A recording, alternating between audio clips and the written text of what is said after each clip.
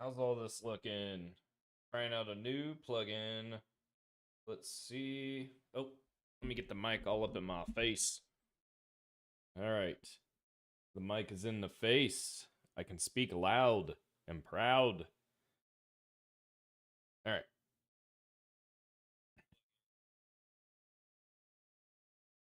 Get the mic all up in my face. All right, I'm seeing that. That looks good. We're looking pretty good. Where's my vertical? Where my vertical at? Nope, that's horizontal. Hey, there's vertical. Oh, I can barely see the chat text. All right, so let's see if we can fix that. Oh, how do we fix that? I can do this. Let's see what that looks like. Hey, Dark, how's it going?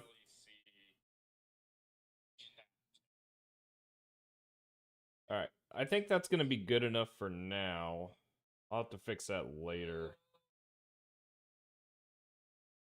How is the text size for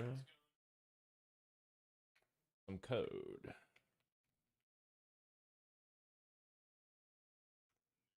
Let's see how that looks on my vertical display.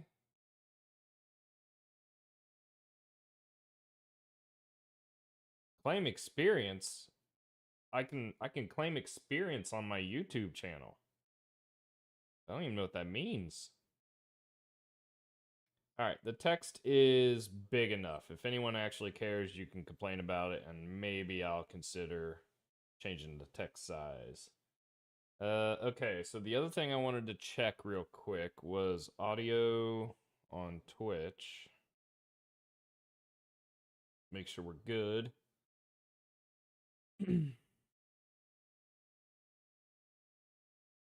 All right, I think we're good. All right, I'm sitting here, I'm talking normally. I like it. All right, perfect. Perfect. Now, the real challenge is going to be figuring out if YouTube... Actually, I can test this myself. Can I send a YouTube message to myself? I'm going to try this real quick. Don't mind me. I'm just working through a new chat plugin. And it is much more complicated than the last one I used. So we're going to try this real quick. Hello? Funnin'. All right, did that actually go through? Okay. So I sent a message. I am not seeing YouTube messages. Crap. Oh, here we go. Activate selected. Sign into YouTube. Select all. Continue. Success. Okay. I think that will resolve my issues.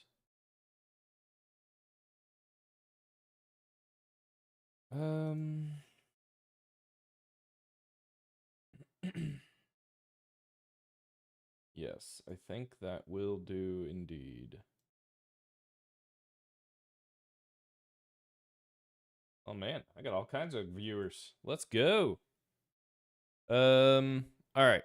So, was I my own viewers? That's awkward. That's okay. Okay, so now I need to make sure my YouTube message appears in... Do I need to do another test? I need to do another test. I'll do it on the horizontal. Hello. Funnin'. Send. Okay, I sent a message. Wait for it. We're almost ready to start. As soon as I figure out...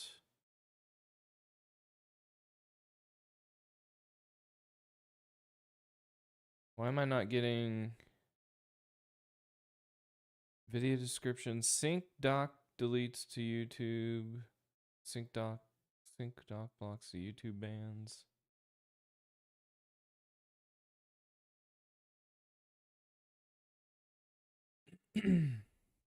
Well, this is weird.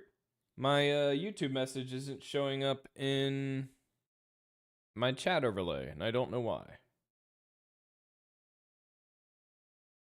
Oh, wait. I got another window I need to sign into. Maybe that's why.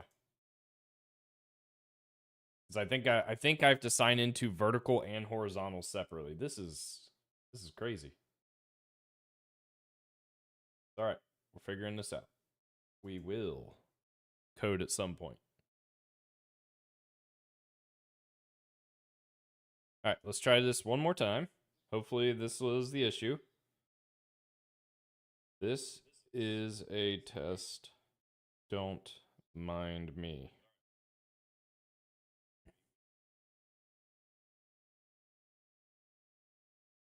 Hey, there we go. We've got YouTube messaging working. All right, perfect. Perfect. All right. I think we're ready to go.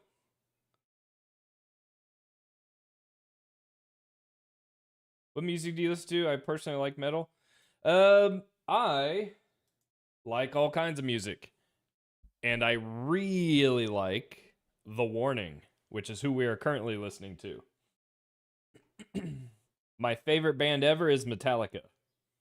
But other than that, I'm not like, I wouldn't say metal is something I navigate to, but Metallica has always been there for me. And then from Metallica, a little bit of Megadeth, but metal probably isn't my go-to. I don't know what my go-to is. Just regular rock, regular plain old popular rock, I think is what I go to. Nah, that's not necessarily true. I just listen to all kinds of stuff. These days it's just whatever pops up on my YouTube music.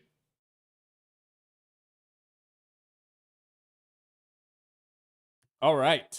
I am ready to actually start writing some code.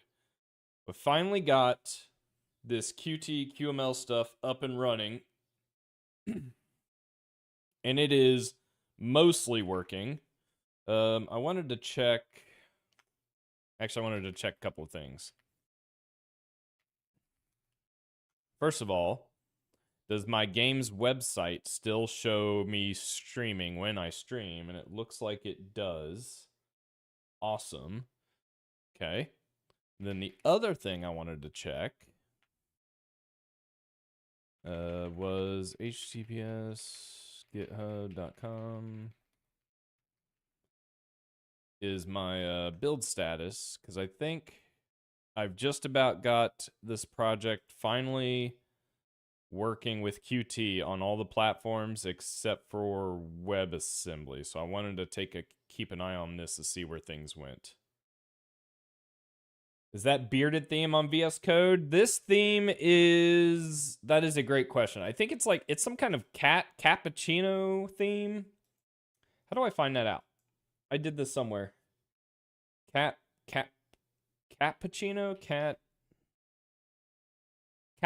Cappuccino? Is that right?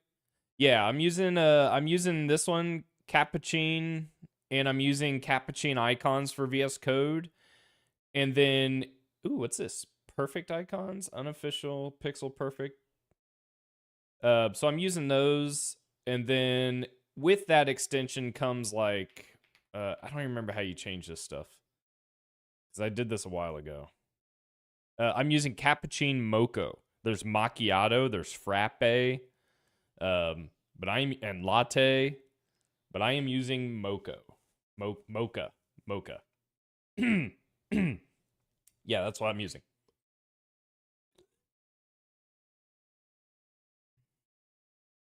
Gosh. All right. So I want to make a game. I have started to make a game. It exists in Godot. I need to move it over to C++ and Qt/QML. I know for a fact that I want to use the command pattern to modify game state. And that's basically the only way I want to modify game state. So I'm going to target something. I'm going to tell something to move. I'm going to tell something to shoot, to navigate. I'm going to handle data entry. I'm going to handle drag and drop inventory items, so on and so forth. That is all going to come from this command pattern. That way there is only one way to modify my game state, which makes it a lot easier to track down bugs. If something changes the state, I just have one entry point. Ooh, favorite Metallica song? Wherever I May Roam is great. I love the Black Album. The Black Album is fantastic. That's honestly kind of what I grew up on. I mean, I was born, let's say, around that time period. And so I grew up on the Black Album.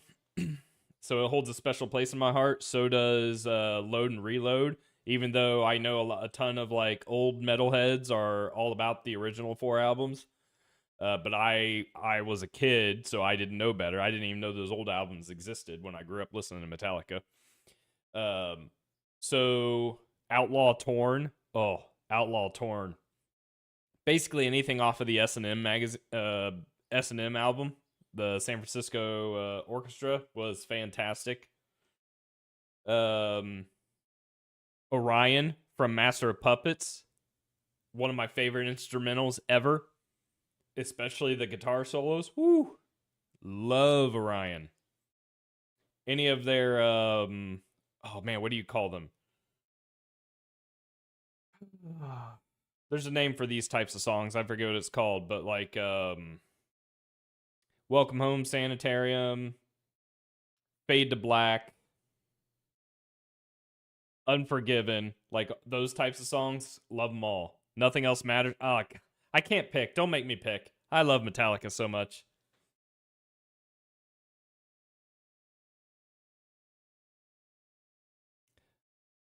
So part of my goal, I think, is I might still be able to make use of C++ modules even if Qt doesn't necessarily support them, because I could just make it its own library.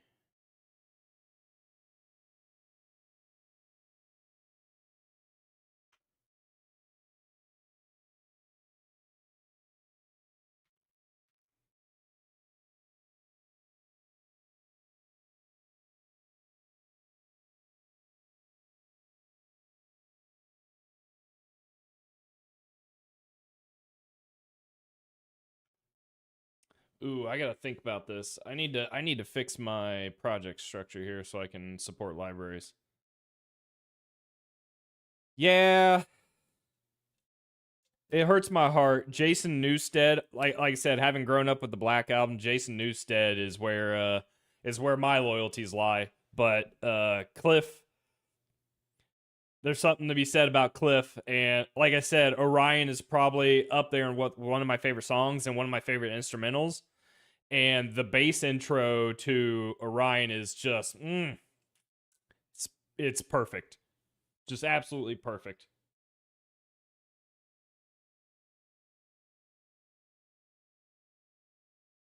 Oh, I'm popular this evening. Everyone's texting me.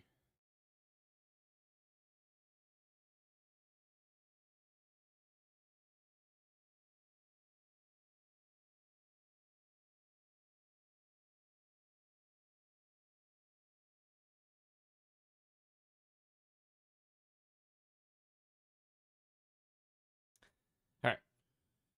Do I have a guitar or an instrument? I have an Ibanez with. No, I'm not. I am not musically inclined. When I was a kid, I wanted to get into instruments, but I played soccer or football if you're not American. I played that year round since I was like 9 years old. And so my parents wanted me to stay focused on like one hobby since it was a year round hobby. So I never really got to do instruments.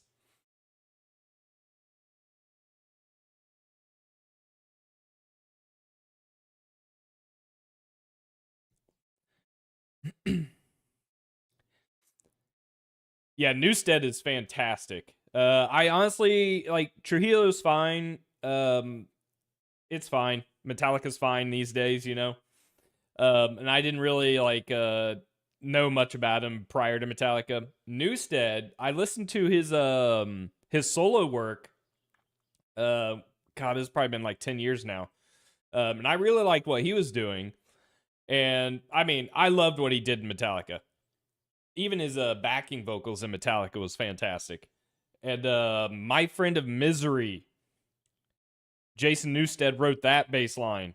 Oh, being a young teen and having a Chevy Astrovan with a couple of kicker subs, 12-inch kicker subs in the back, 800 watt amp, like 10 different speakers in this van that I had wired up myself, and then you just crank up My Friend of Misery, and that bass just destroys everything. Oh, it was great. Oh man, God, you guys are making me want to listen to Metallica now. Hang on, I'm listening to Metallica. I'm changing my music.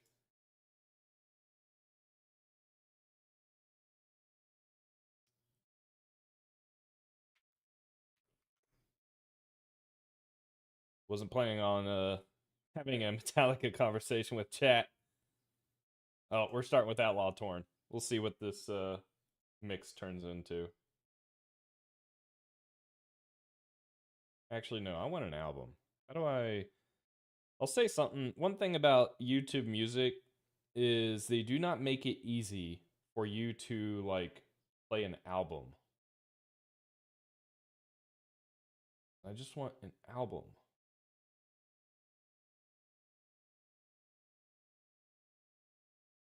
Hmm. What am I in the mood for? Ah, Memory Remains is so good. I just love Metallica. All right, we're doing load.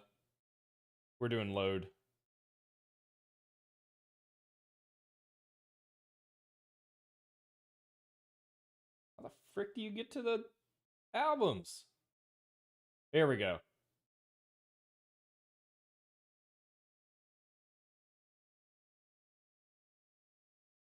Yes, actually, I saw that on YouTube a while back where where you could actually hear the bass for Justice for All. God, they did Newstead dirty on that one.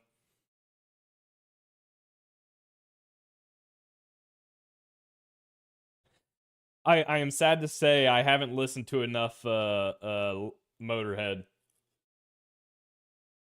I mean, to be honest, I only knew Motorhead existed because of Metallica and their covers.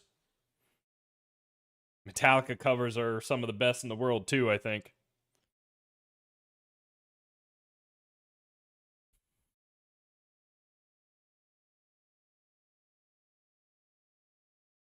It's ready.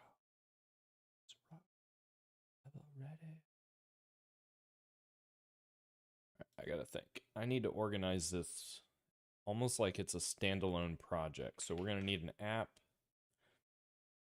and then all of this goes in the app. And then I need a root CMake list.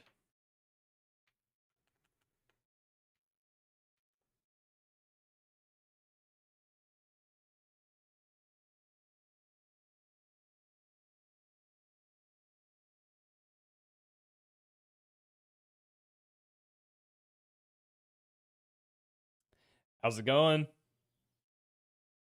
British Teacup. Thanks for stopping by.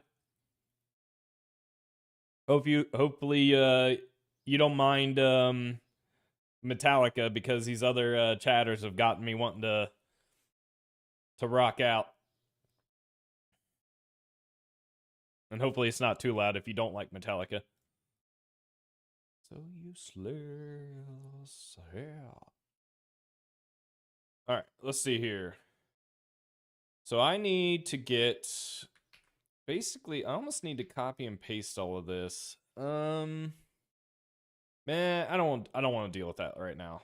We'll make it easy. We'll just forward by doing add subdirectory app source. And I think that will get me what I need. And source actually let's comment out source for now. I need to make sure moving this stuff didn't just break everything.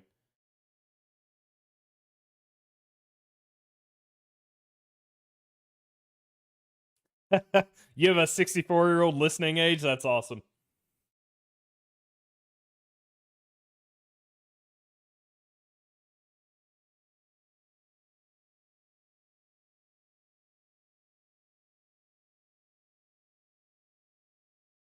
I mean, my dad got me into Metallica because that was his favorite band, and he's like early 70s.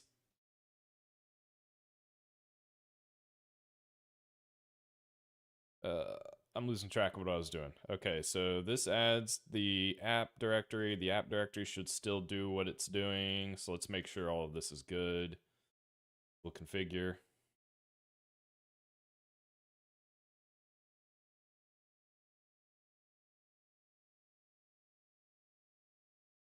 I mean, that looks right. Build. Guess I could try and make sure the app runs. That looks good. Okay.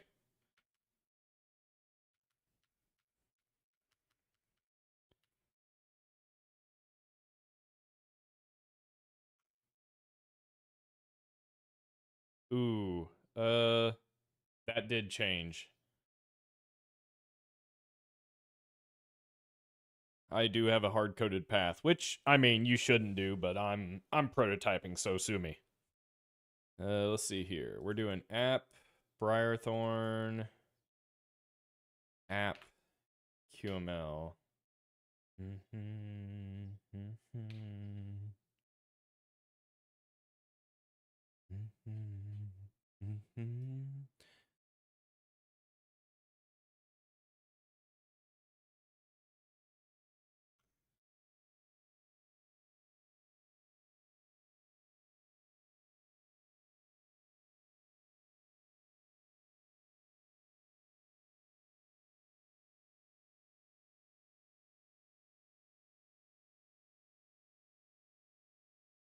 How did I come up with the name of my game? That is a great question. I just thought it sounded cool. I think, and maybe I could have been influenced by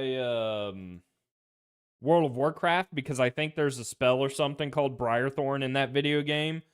So it's very possible, like, even though I came up with it in my head because I've heard of it before, I'm like, oh, wait, Briarthorn sounds cool.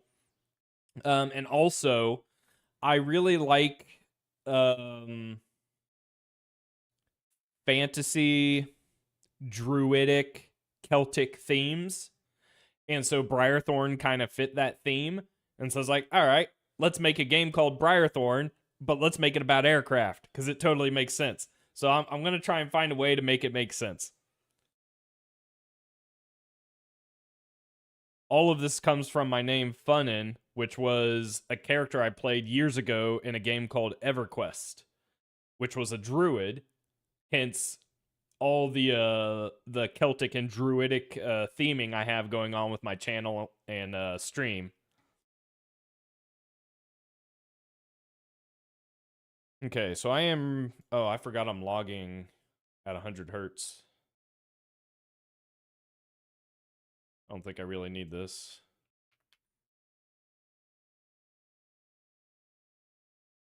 Okay, so that appears to be working. So then I need to add my source directory. And my source directory, this is going to be called Project Briarthorn Game. So that'll be my, oh, helps if I can spell it right. So this is basically where my game logic is going to live. So the way I'm going to build this game, and honestly how I handle developing applications professionally, is separation of concerns. So if I can, I'm going to try and make this game headless, so no graphics. Because maybe down the road, maybe not. It all depends on how successful this whole streaming thing turns out, you know? But separation of concerns, if I don't have any dependency on graphics, I could, in theory, then run a live server for like multiplayer or something like that, right? Without having to like fight with graphics getting in the way of that. Twitch search for C++ doesn't find me. What in tarnations? How do I fix that? Also, it blows my mind that anyone is searching C++ on Twitch. That's actually kind of cool. But why would searching C++ not find me? I have a CPP tag. Does it need to be C++? C++. No results found. Add tag. No, it won't let me. It has to be letters. It's in my title. Yeah, I don't know. It's in my title and I have a tag. No idea. Okay, so this is going to be a library, so we'll add it as a library. Holy. AI autocomplete getting it wrong. And of course, we will use target sources as the modern way of doing CMake. Private or public? I think I'm going to go public. And I'm going to have a Briarthorn.ixx. Why? Because we are going to use modules. And this isn't enough. I actually need to do you have to do like a file set shenanigan to get modules to work. And I have a project on where I'm doing that somewhere. I forget where. Stand by. Might be on my local. Is it this? Ah, here we go. Okay, yep. So public.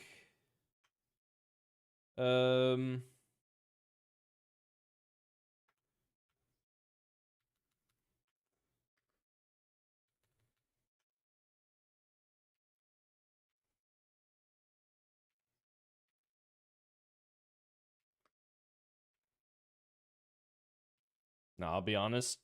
I think this voodoo nonsense is insane. Feels overly complicated. I'm sure there's a reason for it, but I don't know what it is to get modules to work. Let's see. Add library, target sources, all that looks good. My game should not need to depend on Qt, so it's not going to. And I think that's all I need for now.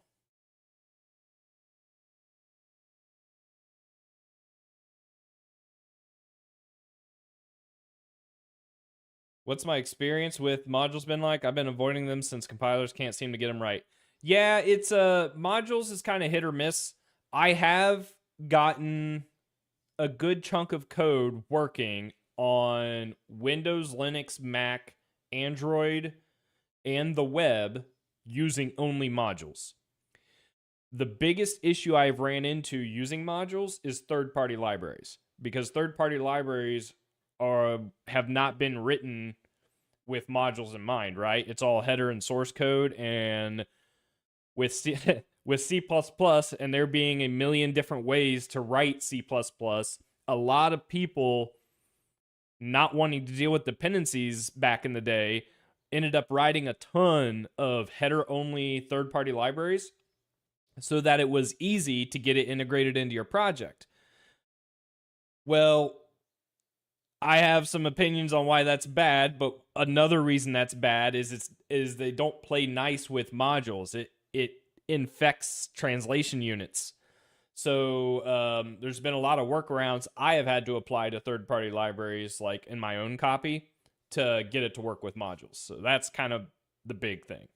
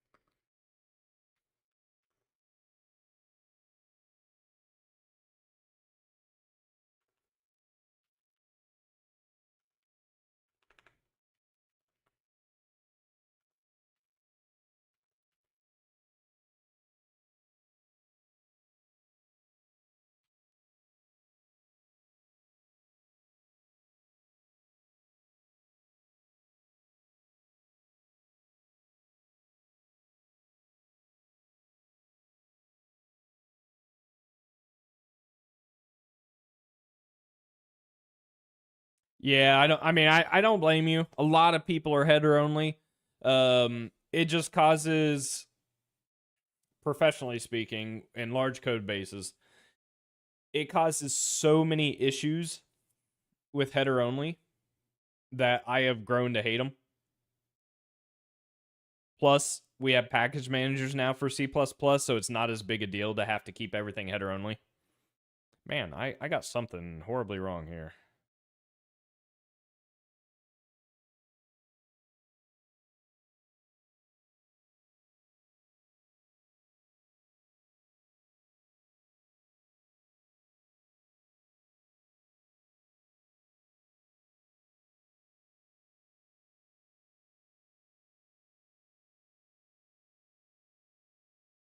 Cannot find source file. Briarthorn source.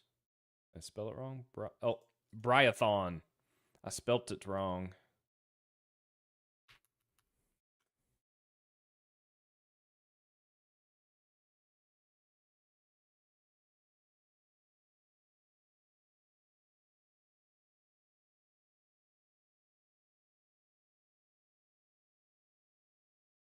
All right, there we go.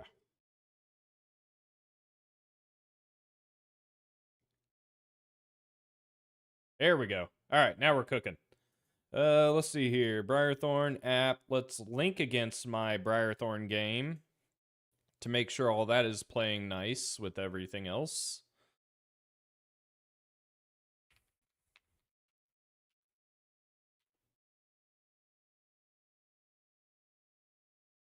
Oh yeah, lots of C++ files.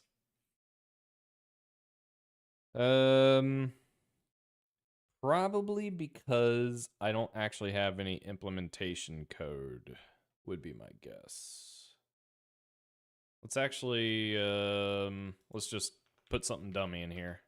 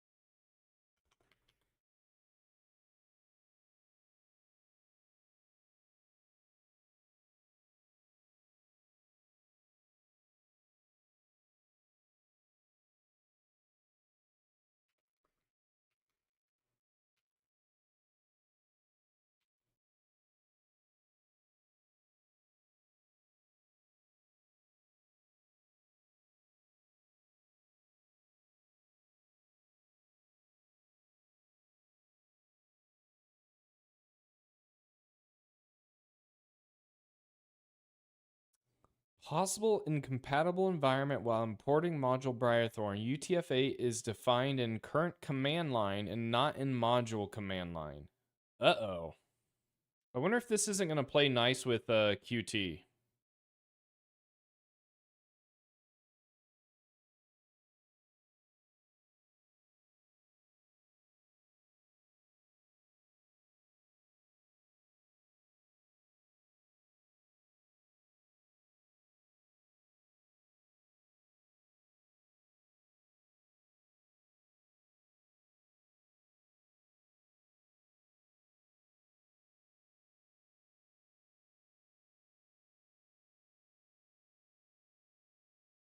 Following warning is treated as an error. Possible incompatible environment while importing module Briarthorn. UTF-8 is defined in current command line and not in the module command line. I'm also wondering, maybe I can just turn that on. Because Qt being a GUI application framework, it probably does have that defined.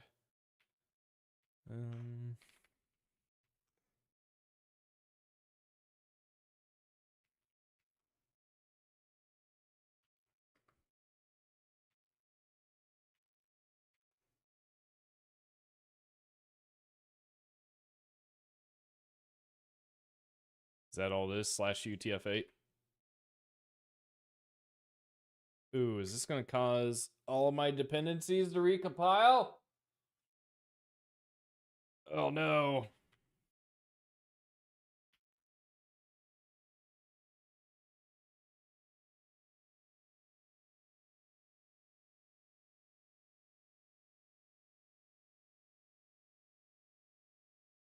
I kind of want to make sure this actually works before I do all of this.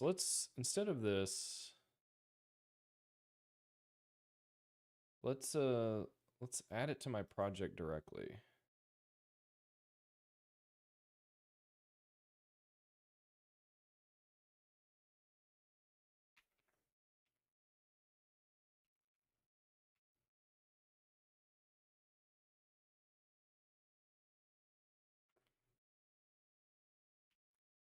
Does that work? I don't know if that works.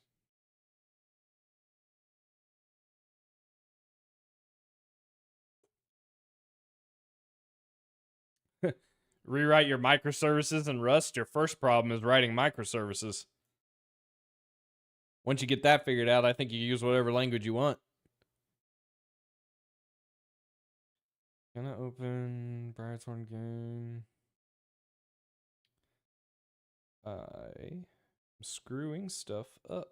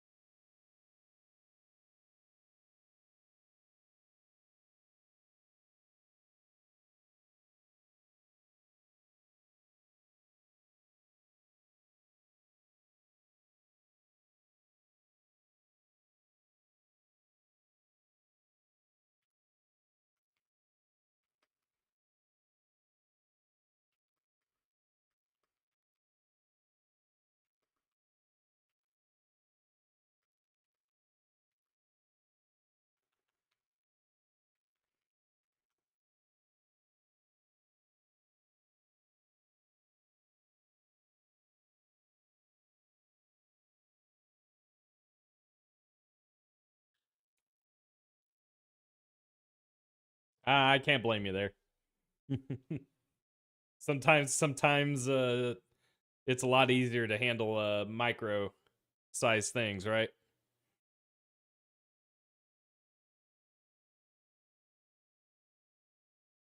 Ooh, can I deal with you from here? How do I do this?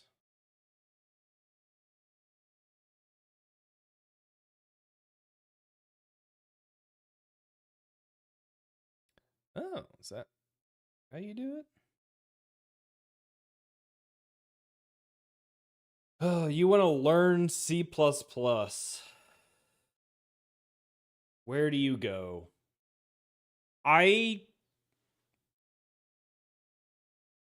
learned via school and having a boss who kind of tore me apart anytime I got something wrong in code review. That's kind of how I learned.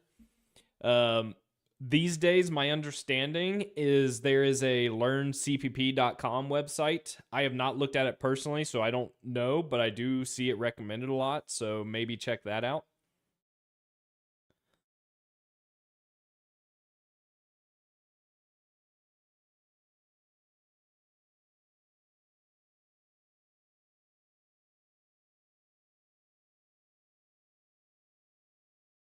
I'm also not opposed to having a stream day where or evening, I guess, depending on where you're at, where I can kind of go through a bunch of basics. I just don't know, like, having been at this for a while, it's hard for me to know what like someone new starting out doesn't know and doesn't understand, and I would hate to be like, "Hey, this is what I do," and it's just like wall of text crits you for 5,000, right?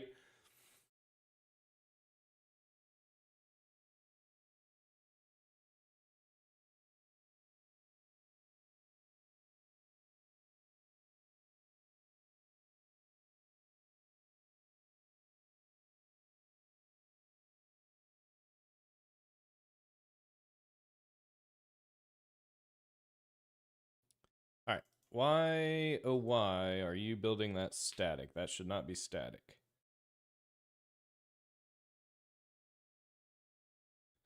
But the UTF-8 flag was the issue, so I am going to have to get that figured out. Because I don't think I want to keep this here. I don't like it. All right. Well, if that works, then I should be able to.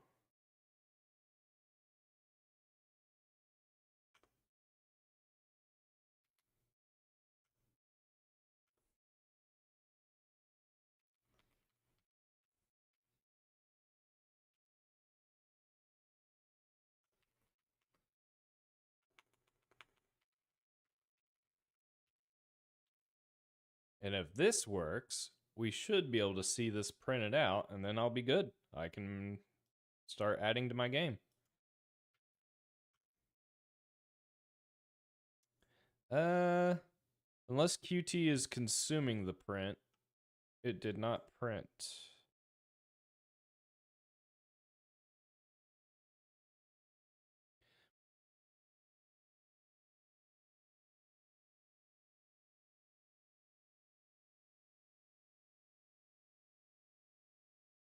That's okay, because I think I can debug.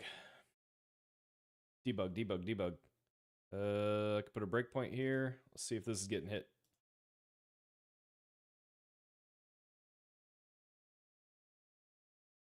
Okay, cool. So this is working. That's good. Even if it's not printing out, it's most likely QT is consuming the standard out with its logging. So I'm okay with that. That's working. We can link against my game. So I think step 1 is implementing this command API. Oh, how is this gonna look? Do I want to use ECS? I am not Australian. I am American.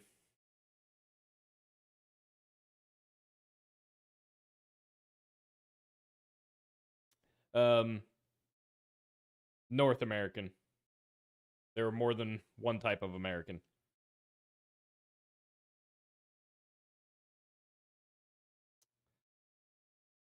Let's see here. I want to. Gosh, do I want to use ECS?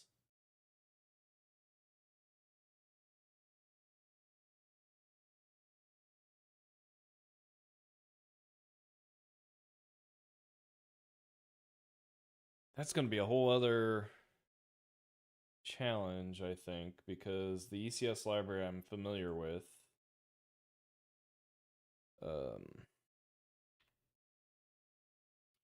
It doesn't play well with modules, but I do have a patch for it.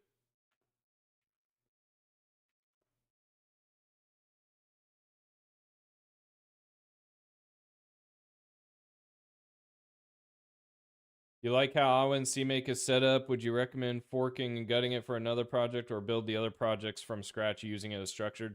So that is a great question. I would not recommend someone using Awen to like start their own project, because there's too much specific stuff in it. And it would probably be more of a pain to figure out what pieces you need and what pieces you don't. But that being said, I do have another project.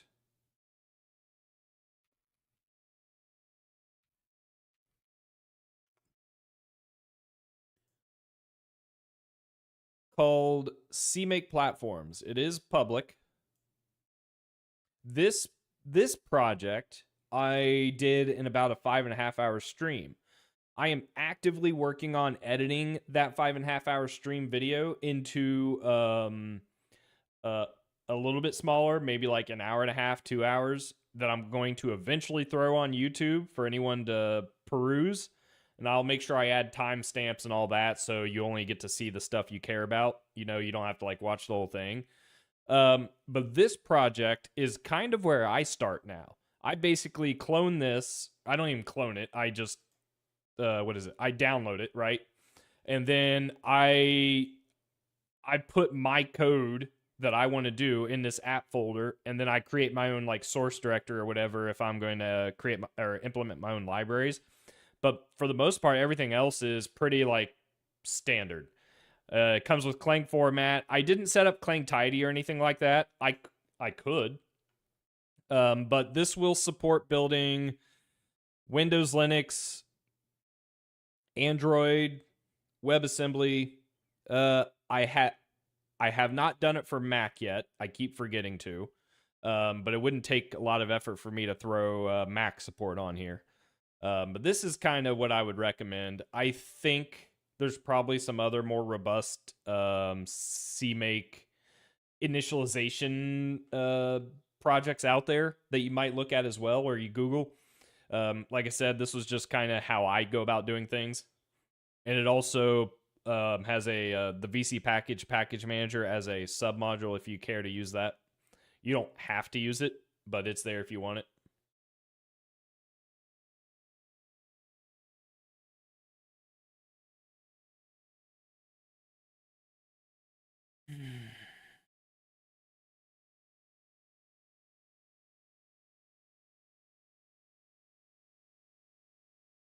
All right, I think I want to try and add.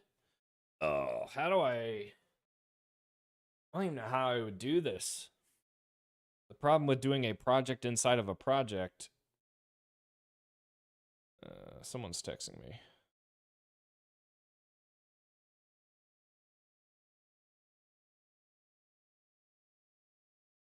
All right. I don't know if VC package supports nested.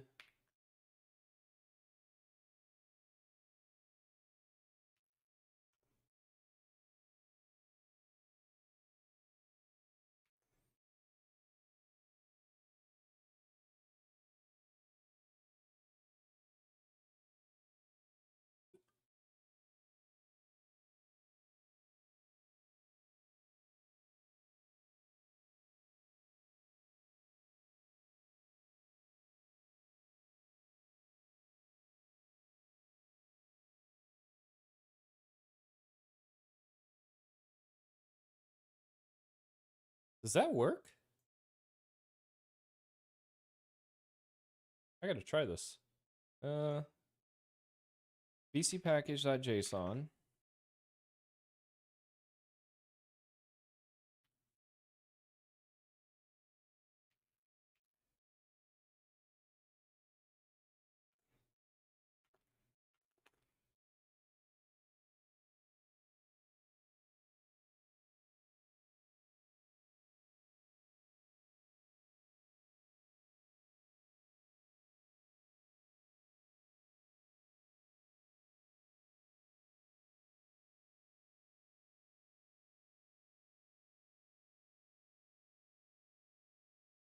There's no way that works, right?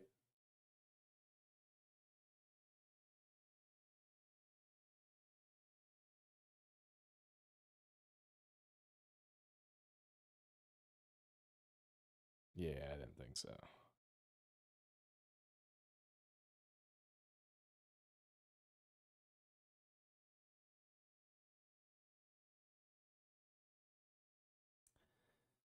How hard is it to set up C++ to VS? I remember that one of my friends said it is a pain. VS is in what? Visual Studio?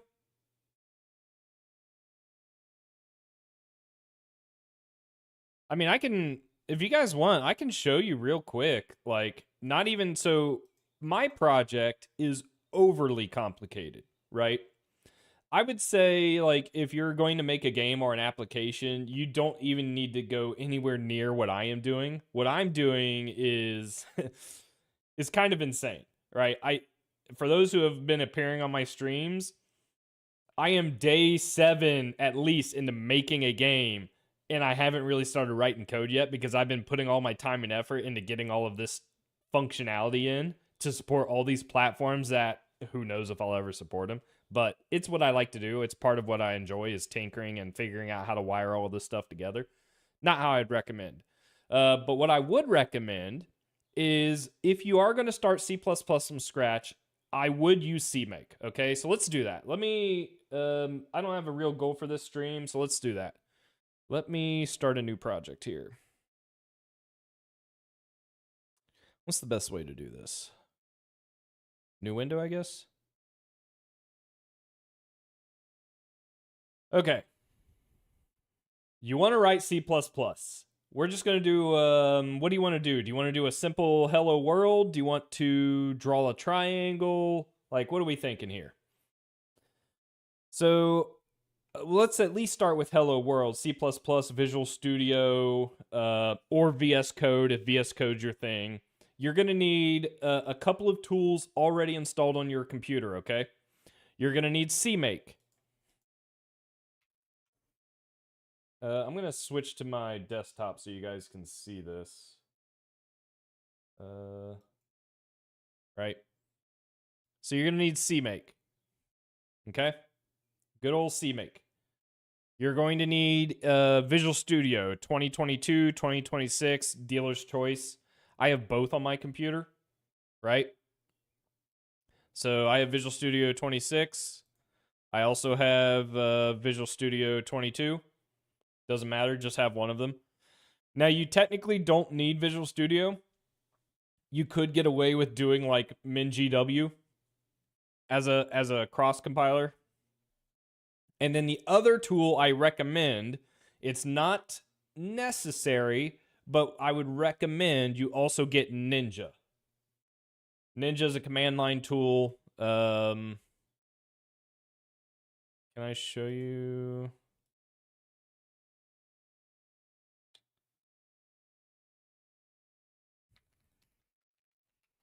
I already have it installed on my computer. I have 1.13.2. They might be on a newer version, something like that. But yeah. So the easiest way to do this is you're going to create a folder. I'm going to go ahead and create a folder. We'll call it hello chat. I'll open this folder. All right. Do I trust the author? I think so. Okay. So I'm in a folder called hello chat, and I want to write some C++. Possibly using Visual Studio. I'll create a new file, main.cpp. I'll create a CMake list.txt. In CMake list, you got to define a project, so we'll call this hello chat. You're going to add it as an executable, except we're not going to do it that way. Wow, the autocomplete's not great. We'll call it project name. So project name in CMake is a predefined variable based on whatever was passed into project. We'll specify sources for the project, so it's going to be main.cpp. And that should be it. Now, if we're not going to use CMake presets, right? Let's say that's a more advanced topic. You just want to configure and get your project up and running. You can do it the GUI way, which is what I was doing here. So we open up CMake. I browse to the source location, which is going to be wherever the location of that root CMake list is. What are we calling this? Hello chat. And then you're going to specify where your build files are going to go.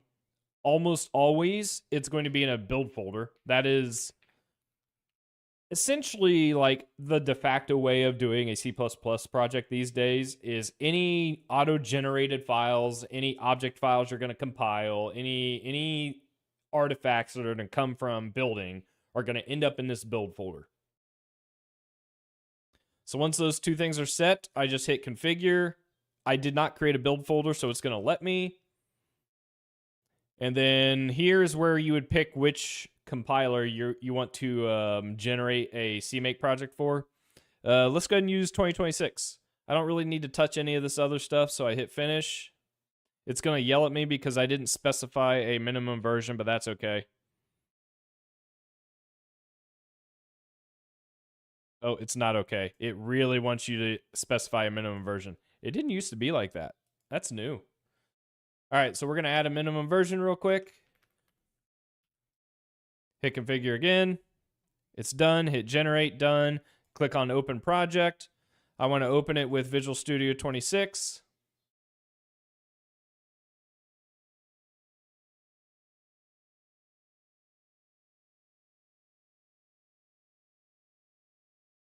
Wow. It says something when Copilot chat is the first thing Visual Studio brings up now. That's insane. Anyway, we come to our project in our source file main.cpp. We'll write ourselves an old-fashioned C++ file. Hello. So int main int arg count argval. We'll return 0, and we'll do our standard cout hello chat. All right. So this is kind of the old-fashioned way of writing C++ and doing like a hello world, right? So then I can build the project. It built, and then I can set the project up as startup so that when I debug, it'll launch it, set as startup project, hit play, and we get hello chat, right? But that's not good enough. We're better than this, right? This is so late 90s C++, and it's 2026. It's been over 30 years. So how do we improve this just a little bit? First of all, we want to set our language standard. Now, to be fair, I don't know what Visual Studio 2026 defaults to anymore, but we'll at least do 2023 because most compilers support most of the C++ 23 features. So we'll do that. And you have a couple of options. You can generate here and then tell Visual Studio to reload the project. This should now give us access to print. What in the world? Print, I said. So instead of cout, we do print line. It only took us 30 years to get here. Build the project. Run it. We get hello chat. So there you go. That is C++ with Visual Studio and CMake. If you wanted to go a step further, we don't do we do trailing return types now. So you might want to do something like that, and you don't return 0 because 0 means nothing. You return X success, which means, oh, I am successful.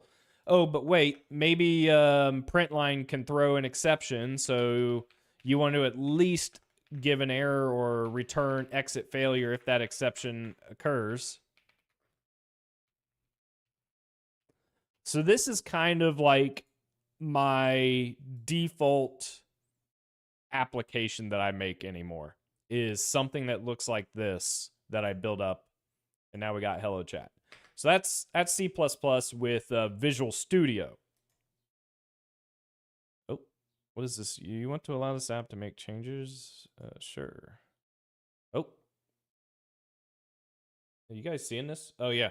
Apparently, there's an update. Oh, my gosh. All right. Well, we don't need to look at that update right now. I'll let that update in the background. I wanted to make a file manager. I could do it in Python, but I don't think Python... I mean, that's not necessarily true. Now, is it the most performant? Maybe, maybe not. But, I mean, Python or Qt supports Python, so you could literally use Qt components to render your file explorer or something like that if you needed to. Just depends on your needs. Okay. So I'm going to go ahead and close this and open up Allwin again. Now, the reason I am doing CMake the way I'm doing it with presets is I can do it on any platform the exact same way. Whereas the Visual Studio way I just showed is a Windows-only thing, right? And I used to run into problems with the teams I would run where everyone would bring their own IDE and bring their own way of building their projects. And it became so hard to figure out why it works on someone else's machine and not yours. And it turns out, oh, you were using Visual Studio and you had special flags set for Visual Studio that you did not have set for Clang or GCC or on Linux, right? So I basically was like, hey, this has to stop. If you're going to develop for this project, you all have to use the same configuration. And so this is how I would do it, or something very similar.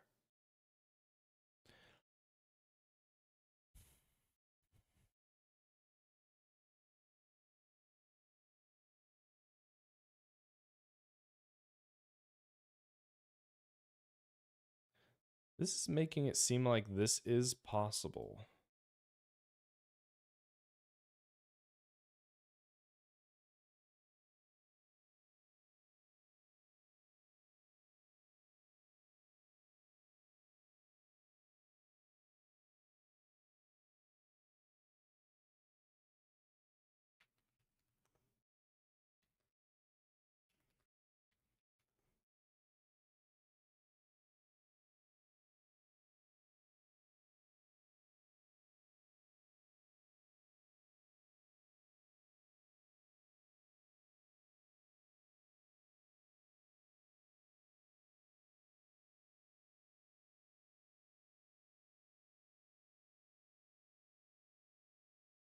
Okay.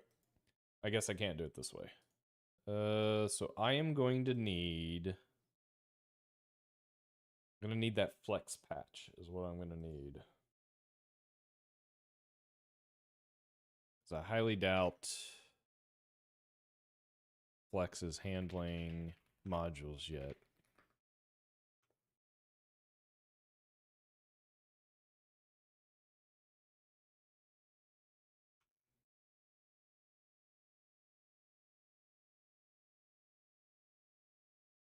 Nope.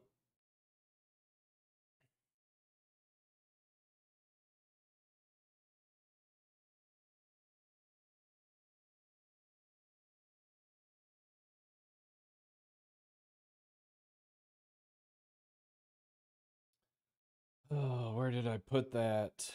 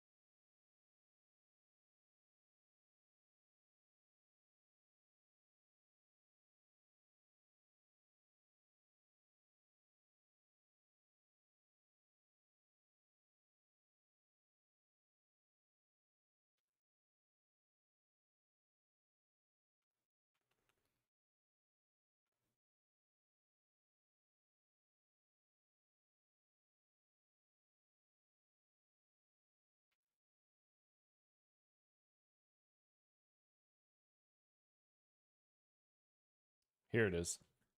Okay.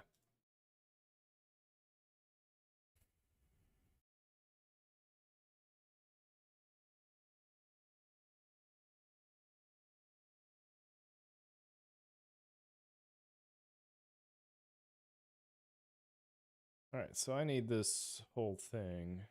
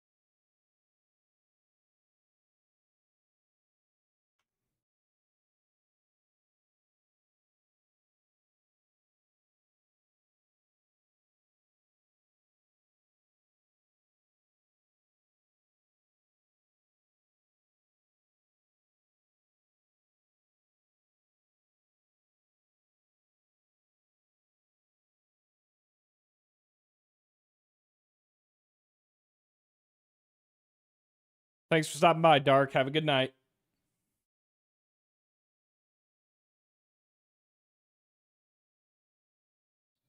Oh, do I need... No, I just need the 2 files. Okay.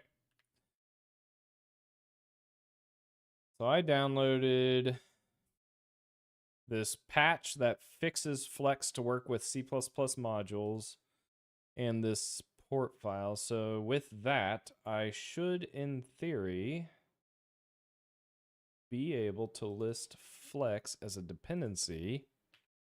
And then we're going to have to play the wait game.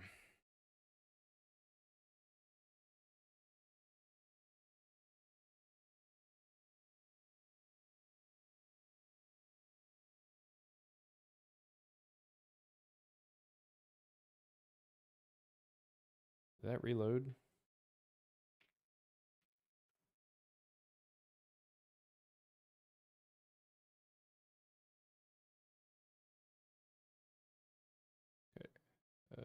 That looks good. All right, so we're going to configure, and then we should see it have to build Flex. Hopefully nothing else. Oh, no. Okay, yeah, it's building Flex now.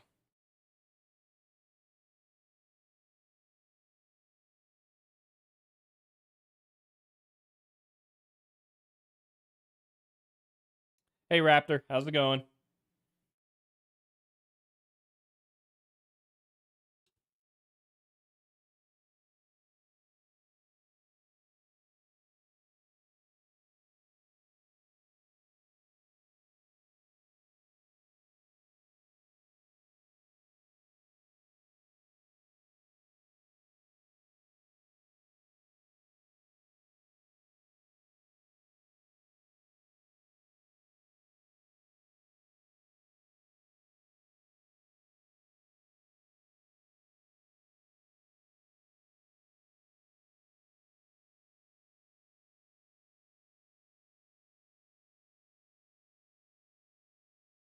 Oh my god, that's going to take a sec.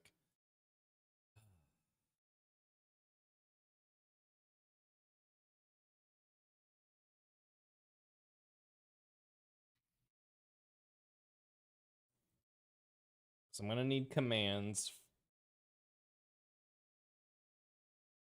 I'm going to need systems. There's going to be components, right? Entity, component, system. Get it? What am I doing? I am slowly building up the infrastructure I need to make my game, or at least port the part of the game I have made in Godot over to C++ and use Qt QML for the visualization and rendering. Hey, thanks, Shay. I appreciate it.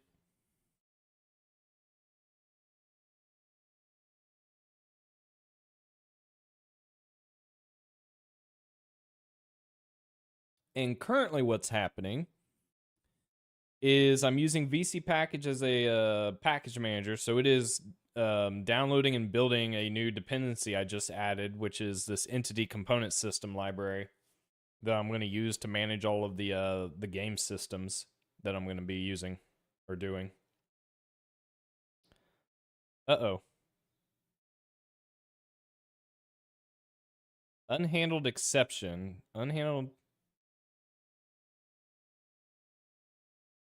Nah, I'm sure that's not a problem. We'll just scroll up and pretend that didn't happen. We'll just slide that down a little bit, and we'll be fine. Don't see no problem, there is no problem.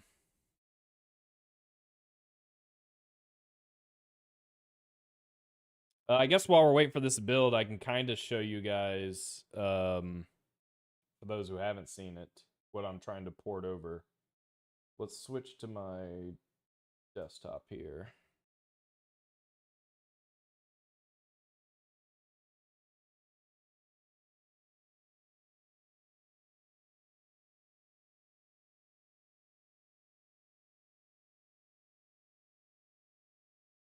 All right, so it has controller support. Controller takes a minute to connect to the computer.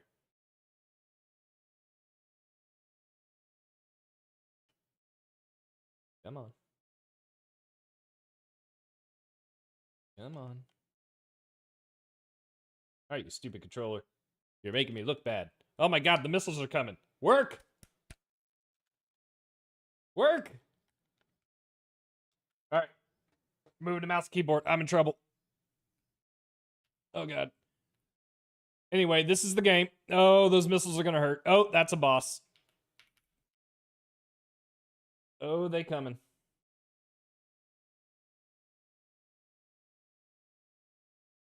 So anyway, I want to make this like a top-down like tactical situational air combat RPG like game, you know? Right now it's just basic stuff, but I'm picturing some more complicated aircraft that you can use to like do different abilities, defend, avoid.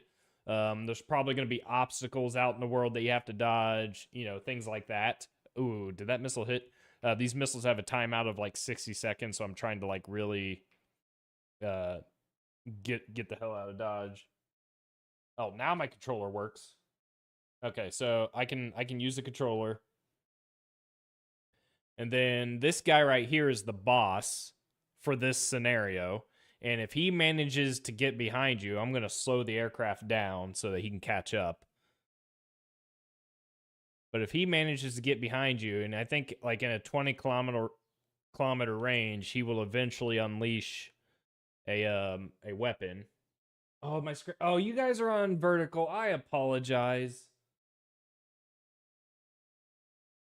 Gosh darn it. I don't have a desktop setup for vertical. This always happens. So you see Godot, but you don't see the game. Hang on. Let me see if I can run the game directly.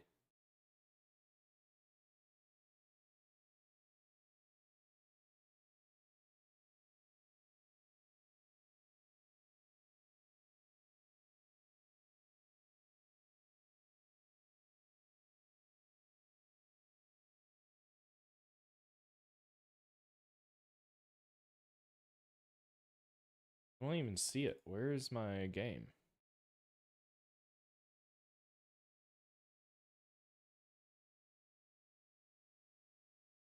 Apparently, I have not exported the game.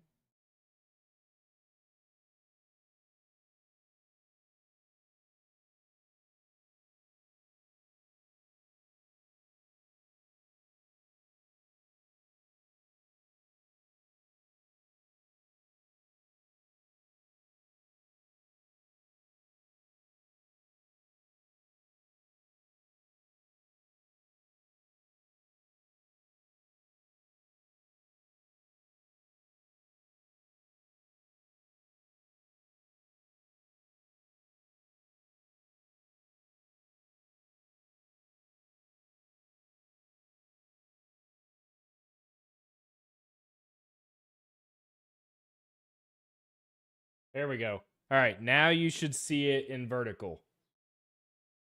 All right. If you're watching vertically, I apologize. I forget more of my audience has been watching vertically than horizontally, but that's the game, or it's a demo of a game. So you've got a couple of enemies. The idea is tactical situational awareness. So you got to depend on your aircraft's abilities and radar capabilities to be able to like cycle through this. But you're eventually going to have like weapons, different weapons and defenses that you can launch at enemies, right? And the goal is to survive, use your capability to survive, defeat the enemies. I am thinking there will be some kind of like either reward at the end of the fight or during the fight where you need to collect resources or maybe you heal yourself, who you know, that kind of thing. As you could tell, my thoughts on this are kind of vague because I haven't narrowed in on exactly what I want to do yet. I have some ideas, but none that I want to vocalize because I'm not sure. But anyway, I scripted this up in Godot. Oh, is that missile going to hurt? That missile's going to hurt, isn't it? Oh, okay. I think I survived. If that boss can get to me, you'll see just a little bit of a animation I added. But he has to get within this 20-kilometer range.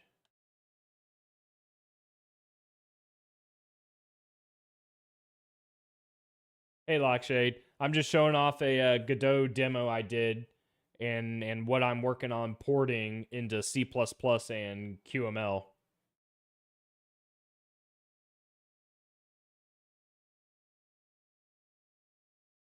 All right. He should be coming up on me to shoot.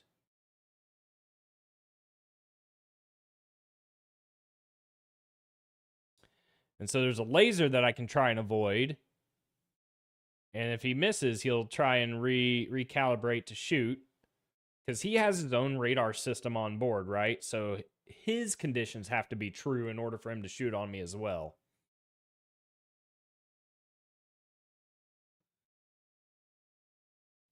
Boom.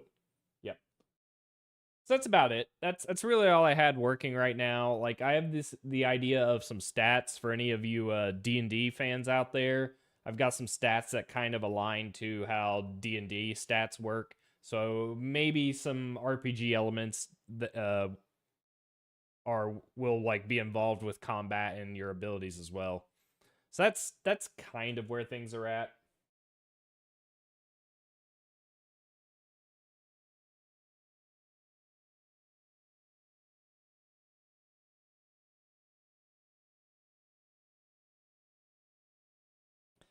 My GitLab language server died. I'm not even using GitLab.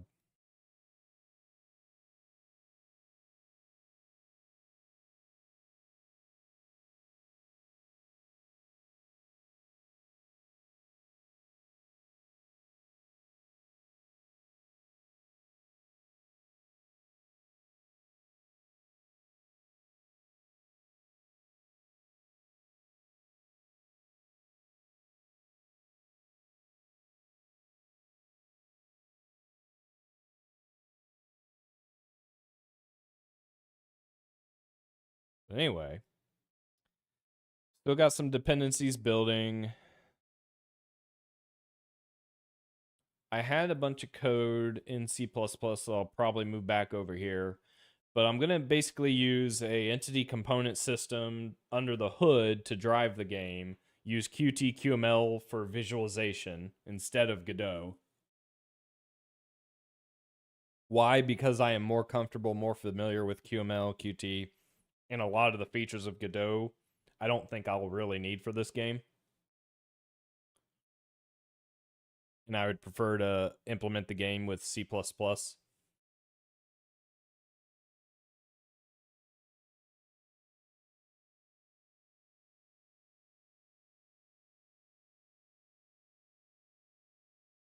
Guess I could start to...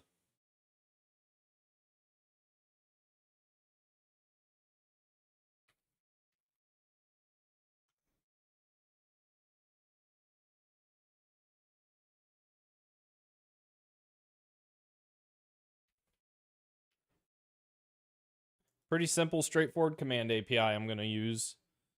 Um, uh...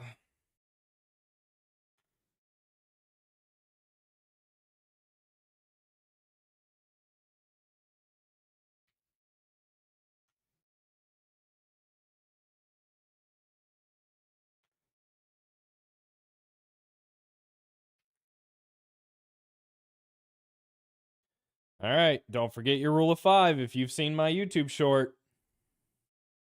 If you're going to define a destructor, you have to define the other 4.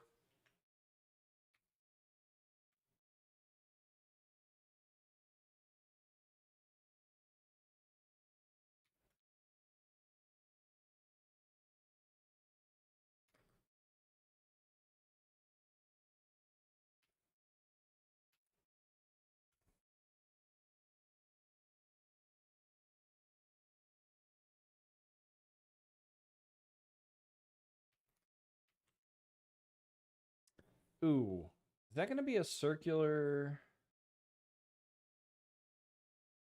I don't want to do that.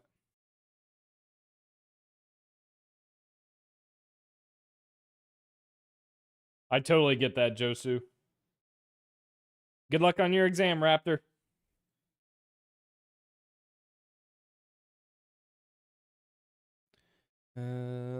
I gotta think about this because I don't want to circular import.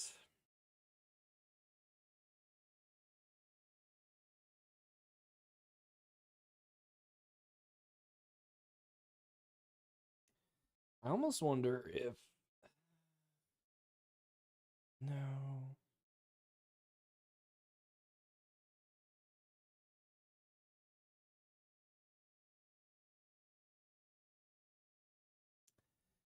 Actually, yeah, I wonder if I can make some of these components part of Alwyn and make it open source. I don't know, because I can picture if I end up making a game and build this out, I can use this to make more games. I gotta really think about this one.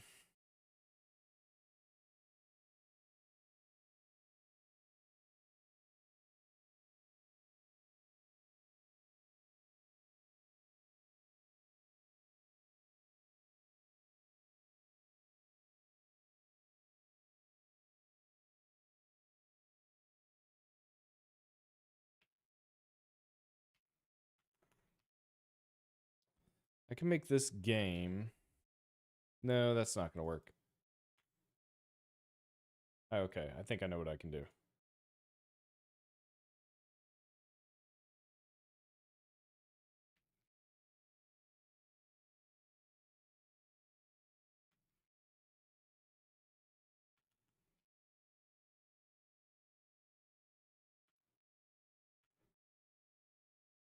That doesn't make sense. That doesn't make sense. I'm being dumb. Uh, Maybe I rename this.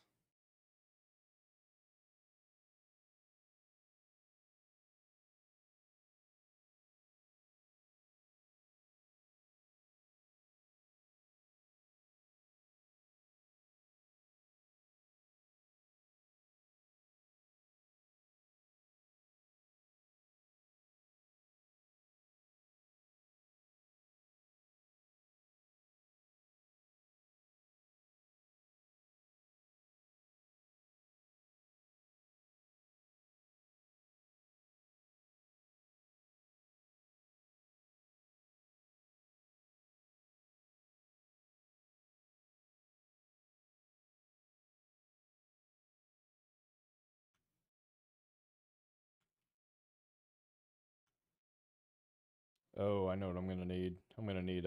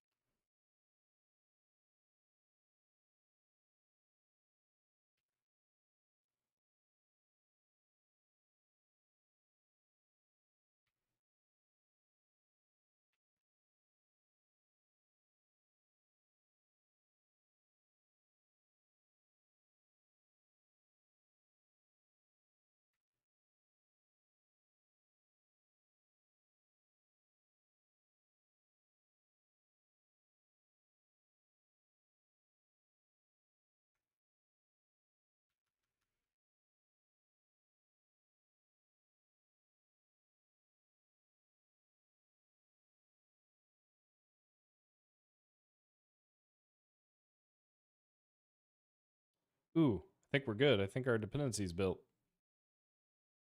Sweet. Ooh, maybe.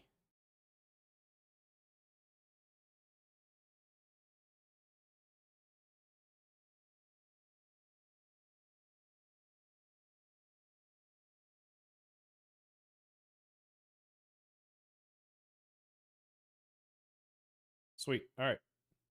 We're looking good.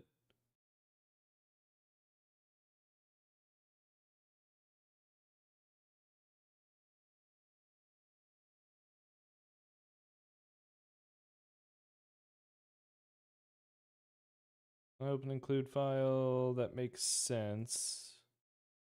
As my project needs to depend on.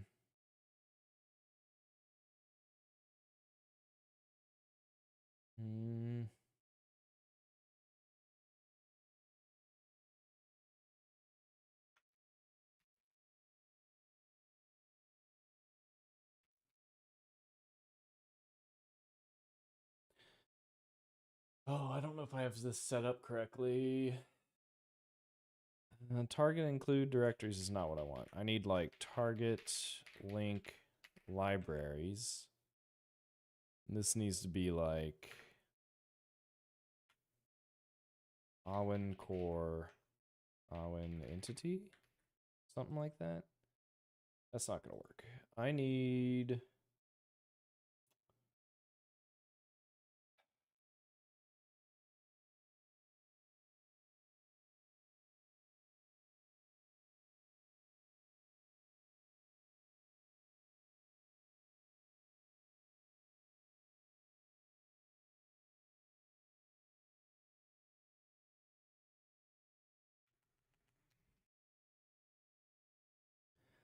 All right, so I need to set this up as an interface library so I can link against it, which I've already done before.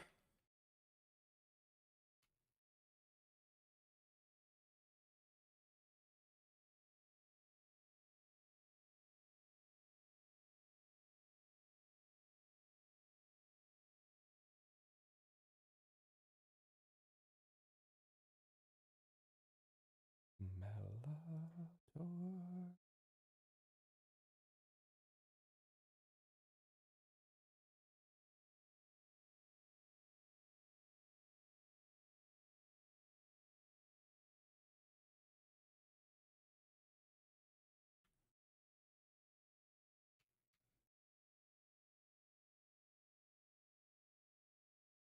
Okay.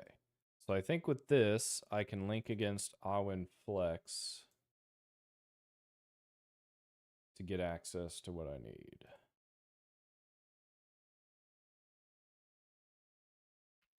For you, give my whole lifetime. For you. Except I do need to include it.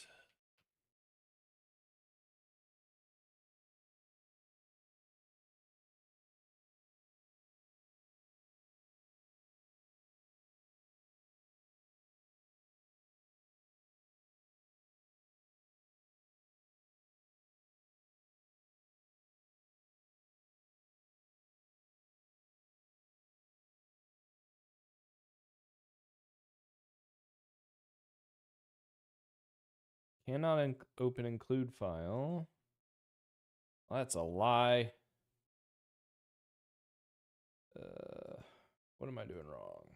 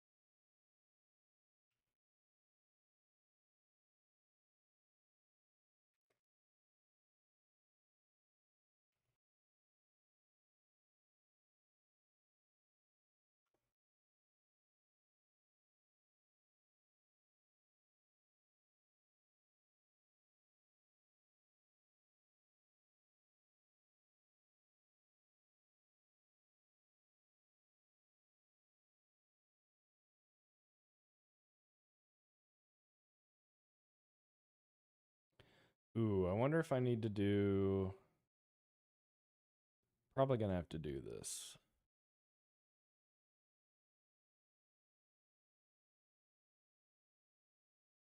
Most likely. The initial trace already shows a mismatch. Target exports include...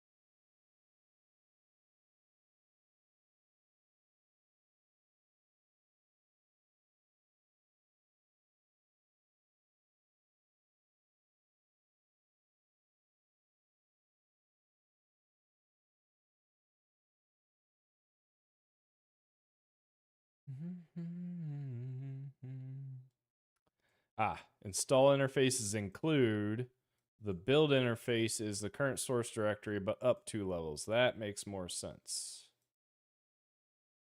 We may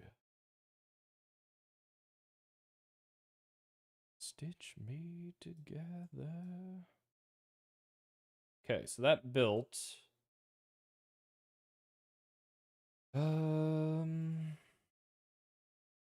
It did not get installed because I think I have to do...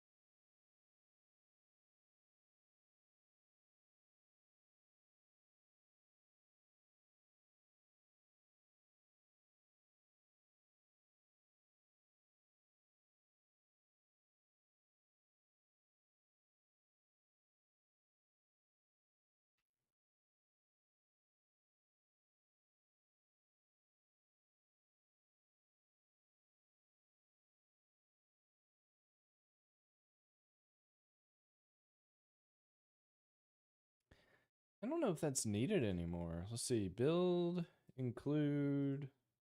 Oh, I see. It's for the export headers. I don't think I'm producing export headers for this. For consistency's sake, whatever. So we have source include, flex, source include. And then I think I need the install step.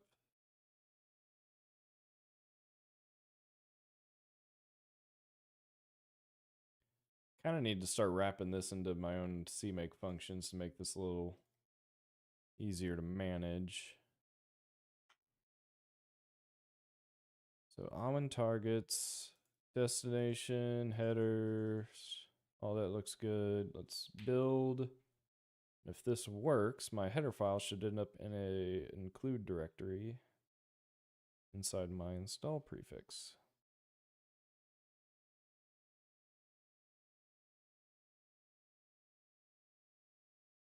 There it is. Ooh. Looking clean. Looking clean. Okay. We now have an entity component system that we can use for our project.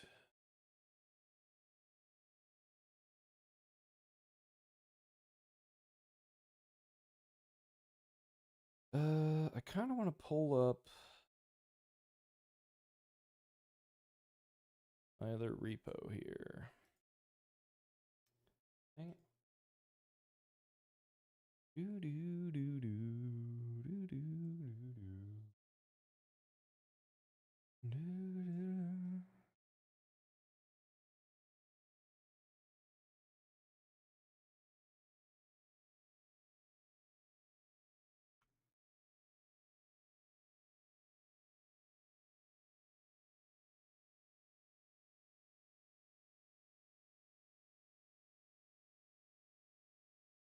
Oh, gotta use my authenticator app. Stand by. Get hose.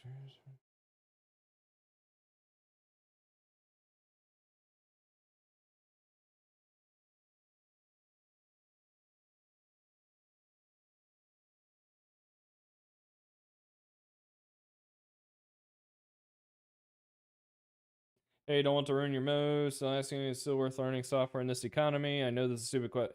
It's not a stupid question. I know a lot of people are asking. And it's tough for me to answer because I am not like a global expert on software economics, if you will. I am not a FANG developer, and I've never worked for any of the big companies, Microsoft, Nvidia, Facebook, what else is out there? Apple, Netflix. Like, I'm not a FANG company employee. So I can only speak to my area. And my area, I would say, yeah, absolutely. Learn C, learn Rust, like C. Get familiar with the system level language. Because I think if you can understand how computers work and you can understand how these lower level languages work, you'll be fine, right? You'll be able to utilize that to expand your abilities using other tools, so on and so forth. But again, I can only speak to like where I live in my area, which so far definitely hasn't experienced anything like the what I would say is fear mongering of AI online. Because I'm sure you, along with everyone else, is reading about the thousands of employees losing their jobs at these big companies. Is that actually because of AI, or is the companies trying to promote and push AI want you to think that because they want you, or they want these other companies to be like, oh man, we're missing out on like AI productivity, and we really gotta purchase more tokens to get more work done, right? I'm not saying it doesn't have some kind of impact. I just I don't know what the quantity of that impact is. At least me personally, I haven't really like experienced layoffs or anything like that with due to AI. I mean, there's always other reasons, but so far it hasn't been AI. I think it's worth learning. I don't know if that'll be true, 10, 15, 20 years from now, but I still think it's worth learning. I would have learned it either way. This is what I enjoy doing. I've always enjoyed doing this.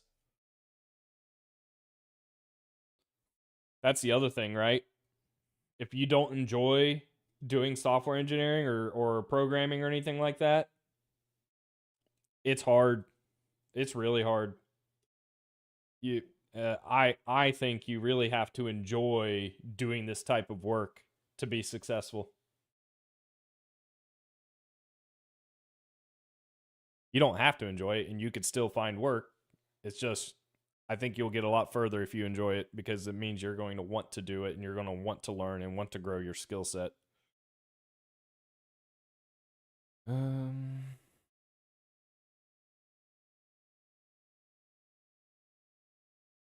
I can't believe I didn't tag my branch before I made this massive change.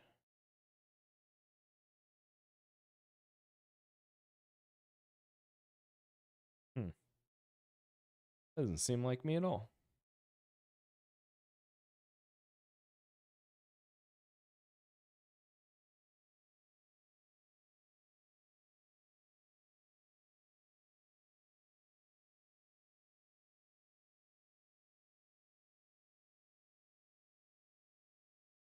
Is it this one? All right, so I need to figure out how to get to this branch.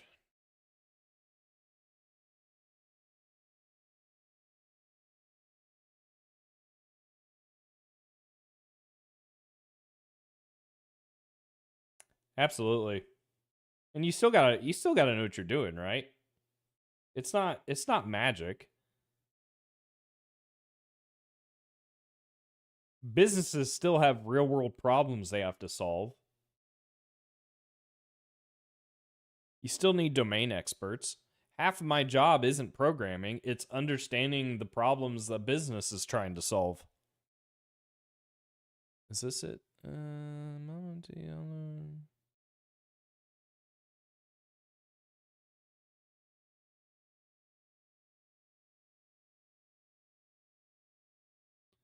Dang it, I don't know how to get to an old branch in GitHub. Old commit.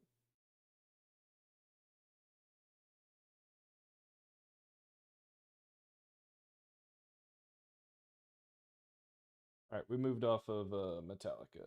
Let's listen to something else.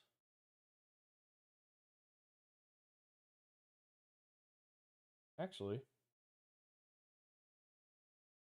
nah, this works out. I like the warning.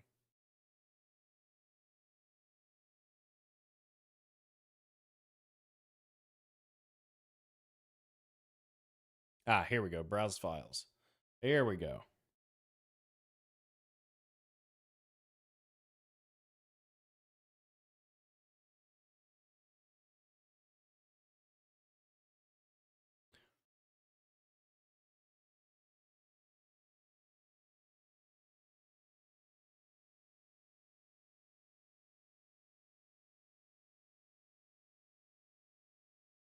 All right, we can start off simple here then. So I've got this command that's going to modify the flex world. We'll be able to build on that later. In fact, let me...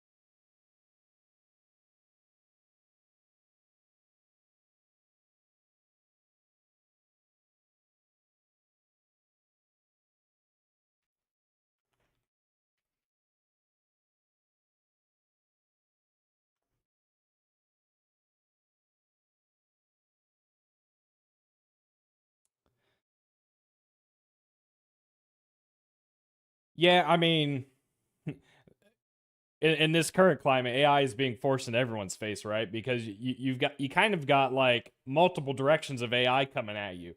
You have the AI companies that are spending like billions of dollars a month to get all of this infrastructure stood up and make all of this possible because they want to come out on top because they know whoever comes out on top is basically like they're going to be able to rule the world almost. So you have them trying to push AI being this insane capability that can replace people. Well, you also have your influencers, right? You have your YouTubers, your TikTokers, your Twitch streamers like me, right? Because AI is on everyone's mind and being pushed by these companies, now you've got all these influencers talking about it because that's what people are watching. And that's how they make their money, right? You got to get views. So you have all that just kind of being shoved in your face. And it's stressful, right? Especially like if you're just now learning or like trying to get into the industry. Like, I get it. That is stressful. That would stress me out. Um, and it's tough for me to give advice because I'm not in the same situation, right? Because I have 15, 20 years experience, and it's not like, at least not yet, it's not impacting me in my field. Um, so it's hard for me to be like, yeah, nothing to worry about. I just don't know. I would say keep going, learn the tools. It's no different than like learning how to use a calculator in my mind. But yeah, I get it. It's being shoved down your throat. It's being shoved down everyone's throat. Have you ever used Git Bisect? I have not. I don't even know what Git Bisect is. I'm not a I'm not a Git power user. I've always used like UI tools for Git. Um,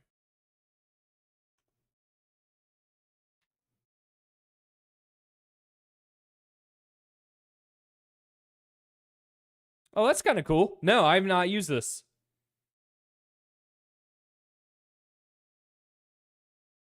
Oh, cool. Maybe I should.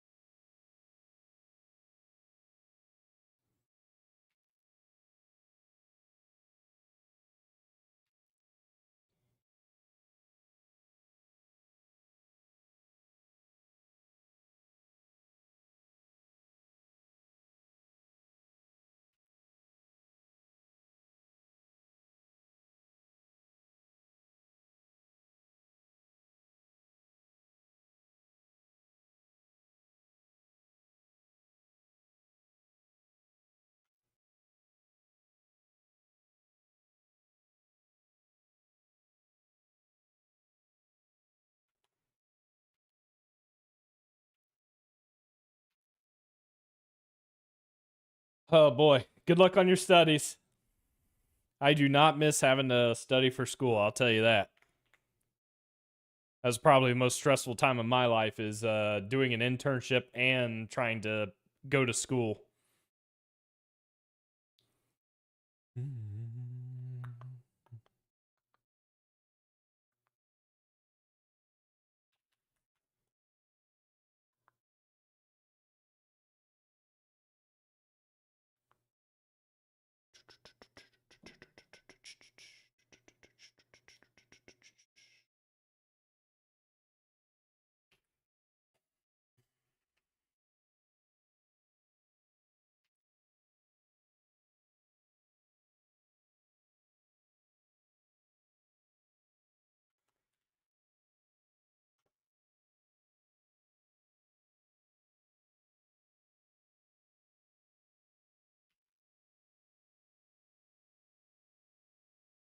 How's progress on the game?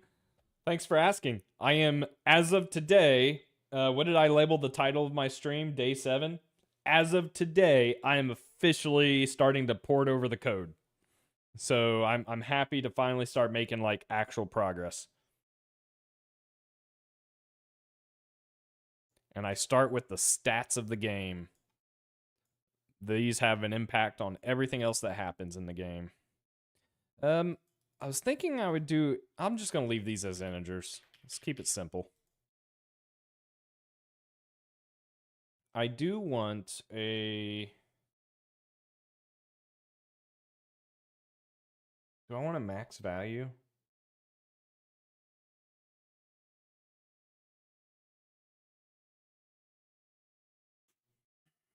I think I do.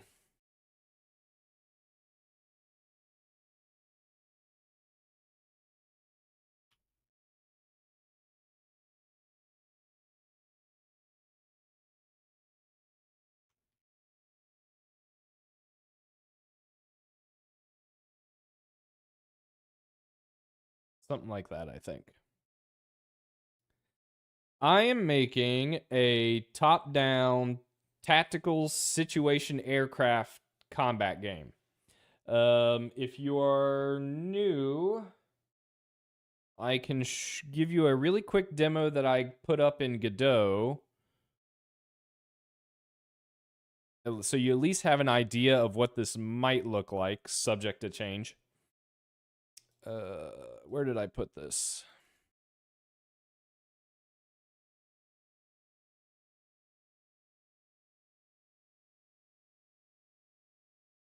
Right?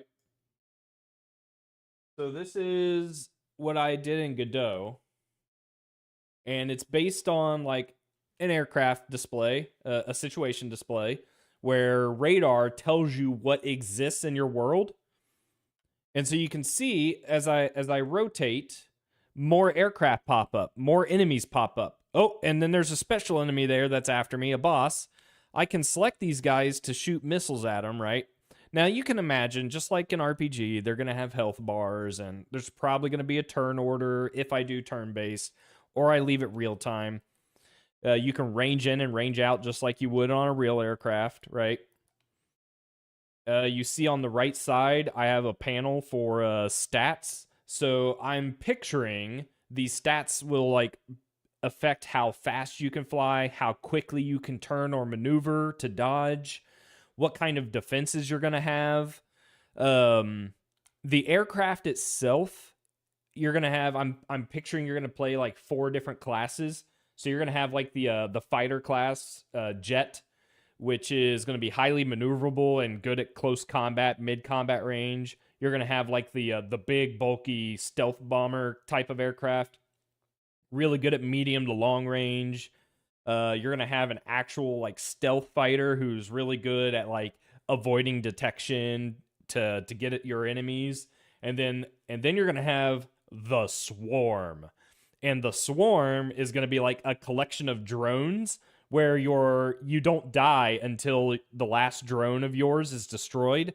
And so I'm picturing those drones will like regenerate over time, so you have like 5 to 10 of them at a time and have the ability to shift form and do different things.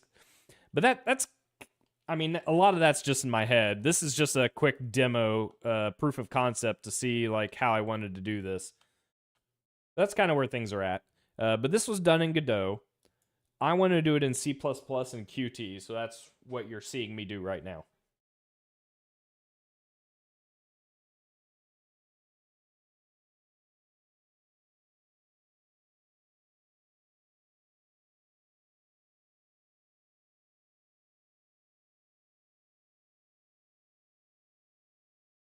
Is there a better way for me to grab all these files?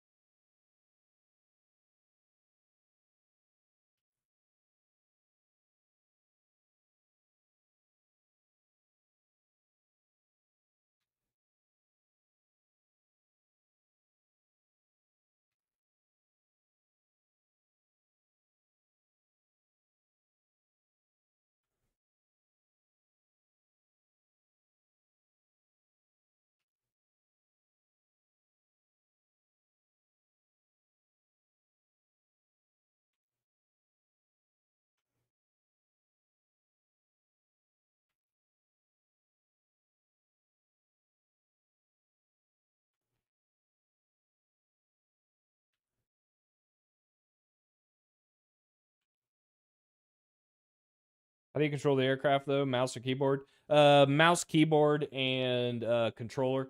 So I think now all of this is subject to change as I actually make the game more and more playable. But I suspect that you might use like your right thumbstick to control a cursor to do your selection, or left and right bumper to toggle between your enemies. And then this would be like your steering, and then of course triggers to move forward, slow down. On mouse and keyboard, just WASD, mouse to drive the cursor, that kind of thing. Subject to change. TM.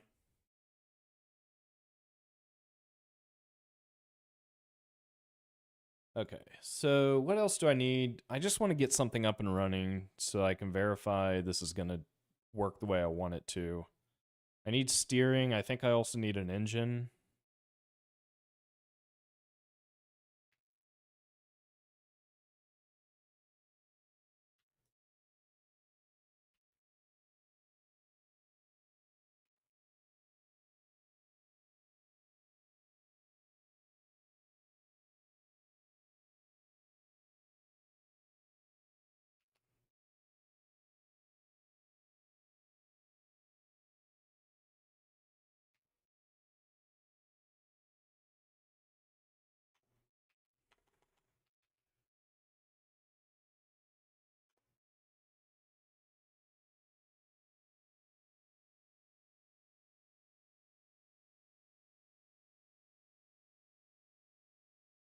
Okay, so I think that's all I need for the components to do movement.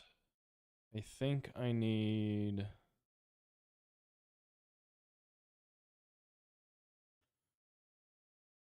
I need a system for motion. Oh, no, I need also position. Uh,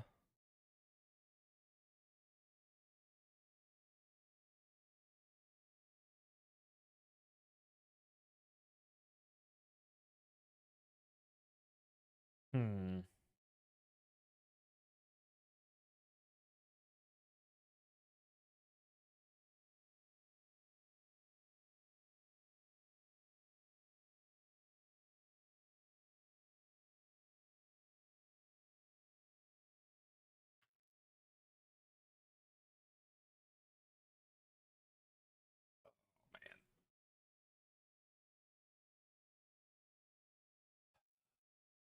How do I want to do this?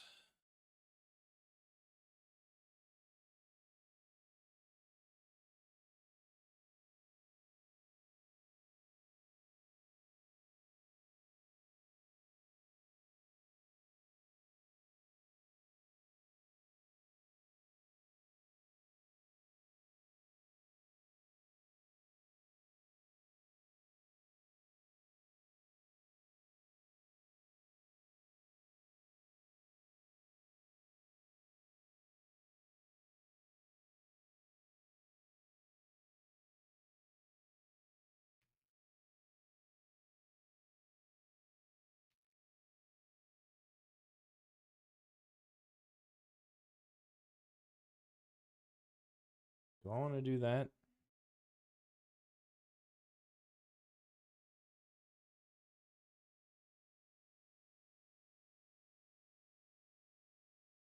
I also need to figure out heading. Oh, is my cat here? Oh, hey, buddy. How's it going? How do you bundle assets with C++ code? I mean, it's kind of dealer's choice, right? I'm going to be using Qt's framework to do a lot of that for me, so QML will handle that for me. Um, yeah, I mean, it just depends how people want to do it. A lot of people will just have like a root config file, or maybe a JSON file that you would load, and then you would traverse that to parse all your different assets, kind of thing. In C++26, you're going to get access to something called embed, which will allow you to basically compile your assets into your binary if you so choose, which is kind of what Qt does. It's just Qt provides the API to do that.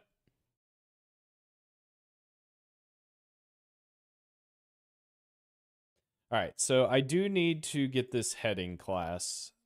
heading is interesting because you run into some mathematical issues. Even though 0 and 360 are the same, the distance between angles can cause you problems down the road if you're inconsistent with how you represent your heading. So I typically like to implement a heading class.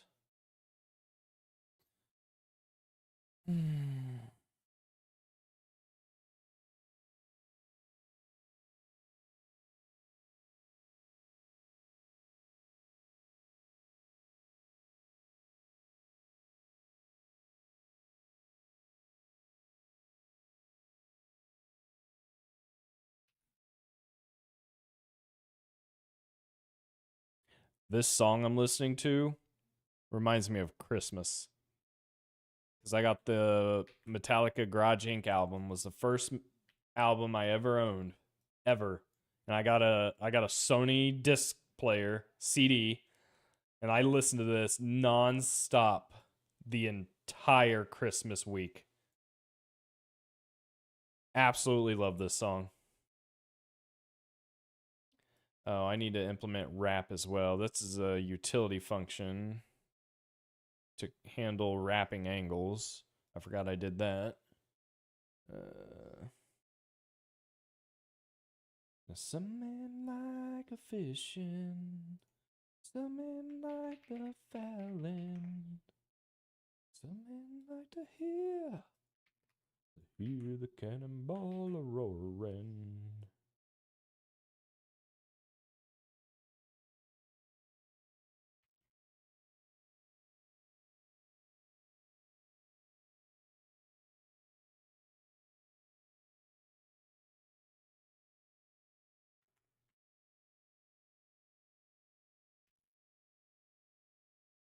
Oh man, I don't know. Oh, you like my little pets? This is I found this extension. You can click on it and throw a ball at them and they'll go chase the ball around. And I think you can add pets. You can add like all kinds of pets. Oh, Clippy. You can add Clippy. Ooh, depending on the age of my audience, you might have no idea who Clippy is. You know what? Let's not do that one. I can add a fox, a skeleton, a rubber duck. Ooh, rubber duck debugging, am I right? Name my pet. Ducky.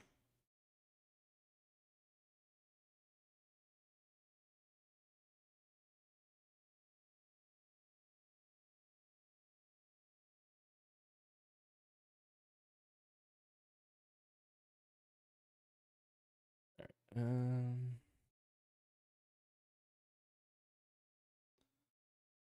Let's see. Briarthorn, core. Do I need to move this stuff into core? Probably do. Let's see.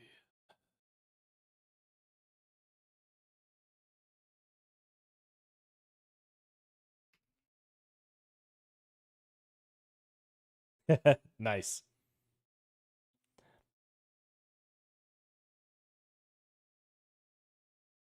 Um,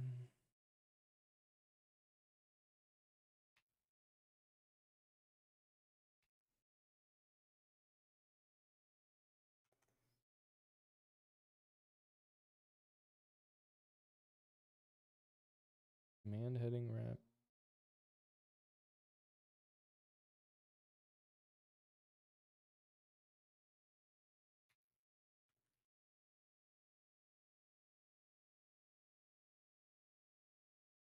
Oh yeah, so good old Clippy. He used to also like I remember him in like one of the old versions of Microsoft Word as a kid. He was there. He was like Clippy is like the original AI, right? The original LLM. He was there to like provide guidance and answer any questions you had or issues you had while using Microsoft Word.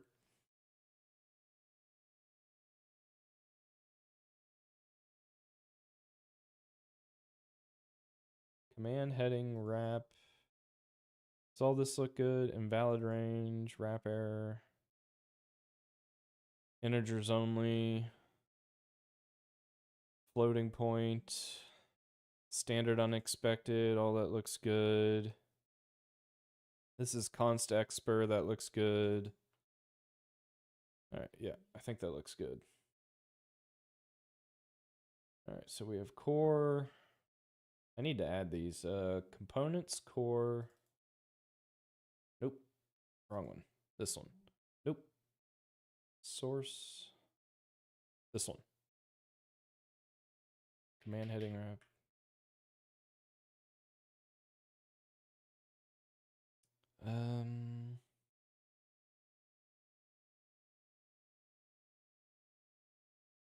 This almost needs to move into.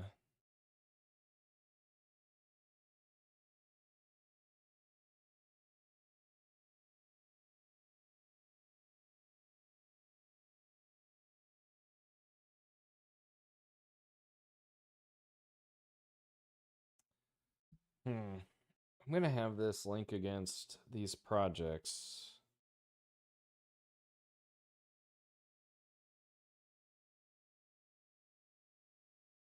Well, maybe I don't. Maybe I don't.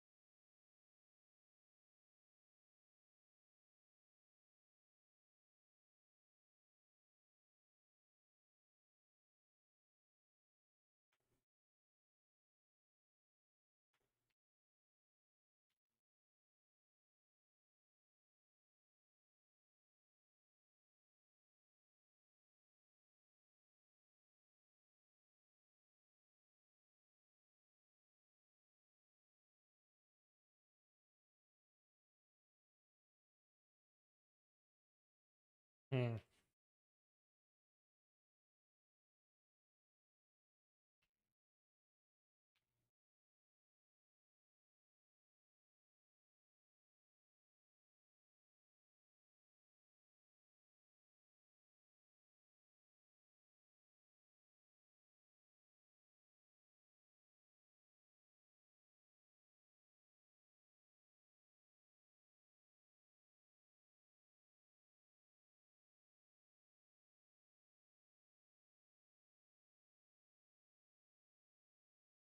Can I open app core Briarthorn core.lib?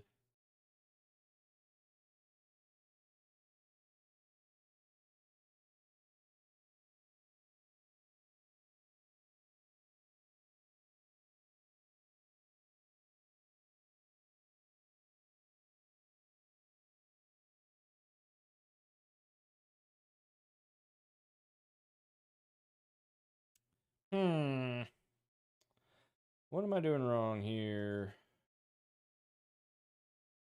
And library.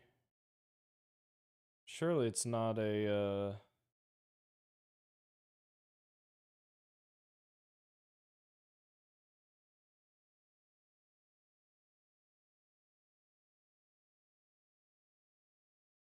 I have components.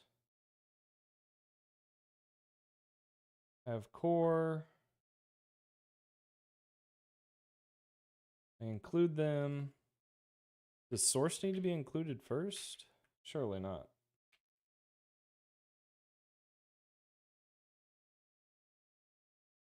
Yeah, I didn't think so.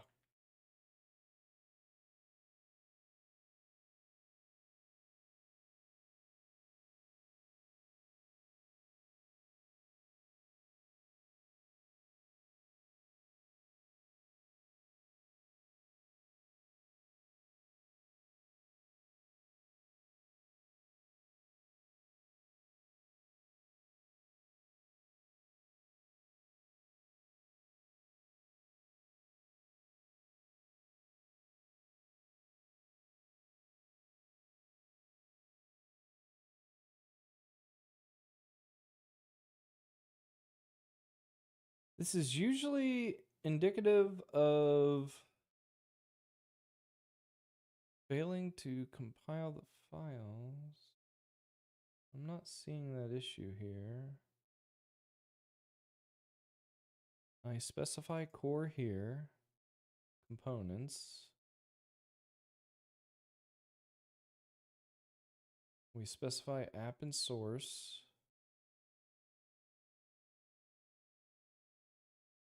Not sure what's going on there.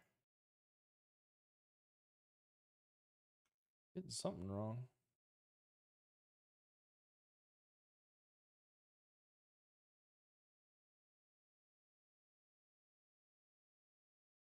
I'm linking against core.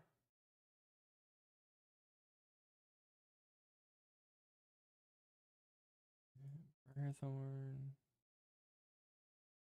Could be, oh. Briarthorn.core.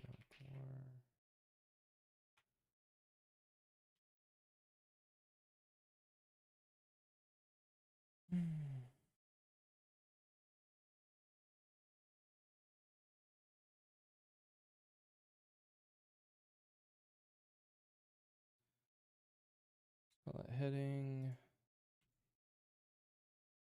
Briarthorn, core wrap. Core wrap.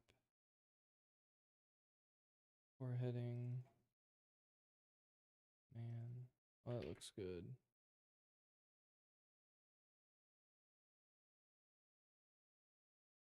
All right, I'm going to let that run a sec. I'm going to take care of my cat, and I will be right back after these messages. You saw a script folder. Which scripting engine are you embedding with CPP code? Is it Lua? No, I'm not. I'm going to be leaning on QML, Qt QML. So I'm in the middle of a broken build. Otherwise, I'd show you an example. But basically,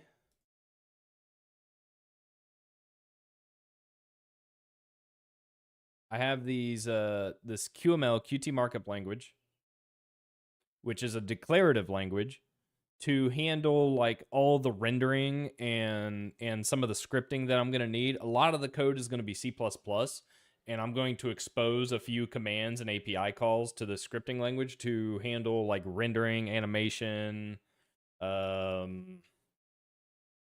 user controls, that kind of thing. Stuff that I would have used Godot for, I'm going to use Qt for.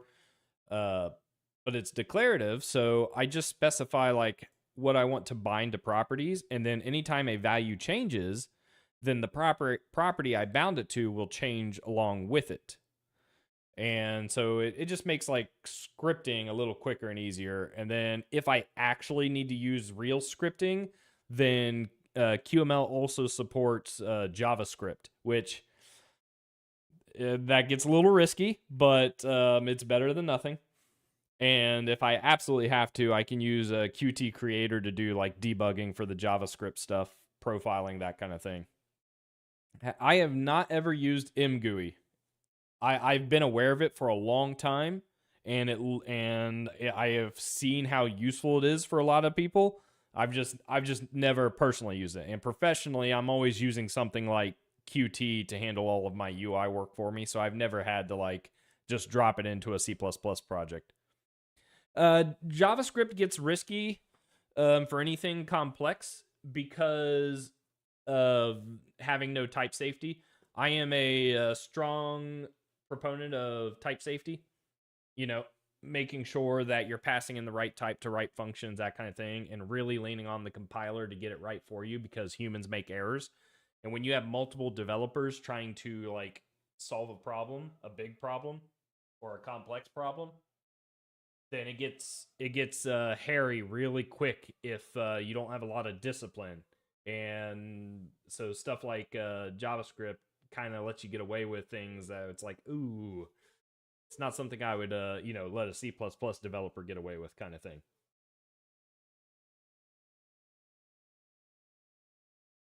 Yeah, I've never tried React. I've always used Flutter. And like I said, the Flutter's very like compiler oriented. I couldn't really get into React because it always felt like I was writing a hybrid of website like HTML and code.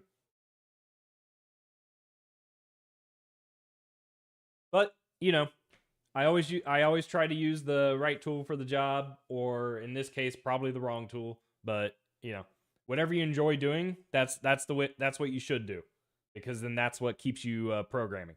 I will be right back. Come on, cat.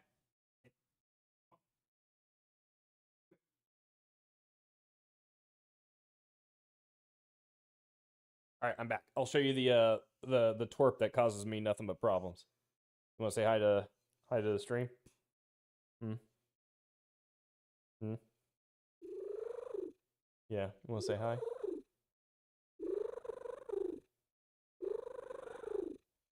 Yeah. You're ridiculous. All right, I'll be right back.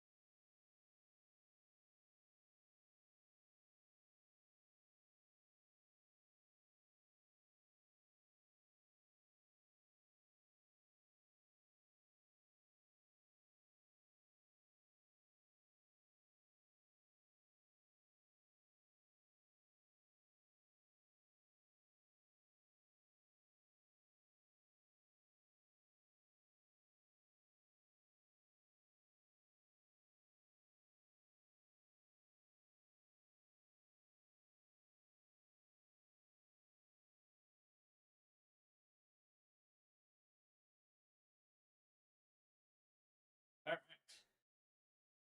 I got about 30 minutes left before I got to head out. I've got some friends who want me to try a new video game with them. She won't tell me what it is, so I have no idea what I'm going to be playing. So I want to try and at least get what I've written down, compiling and linking, and making sure I can still launch the game and use QML. Because the other thing I like about QML with Qt is hot reloading. So some of you are kind of new to the stream right now and you haven't gotten to see it, but I can basically all of this QML that I'm changing in line, I can do it and it automatically reloads my application. I was using Godot for some of this, but the problem I was running into with Godot is it really relies on the editor itself to kind of hunt and peck through property fields, which was very like cumbersome for me. And so being able to just do everything in code, and this isn't dissimilar to Godot, right? I add a node, I modify some properties, but I get to modify the properties like in the editor I choose and have it automatically reload the window without having to bounce between like Godot and my editor. But I need to get this compiling, and I screwed something up.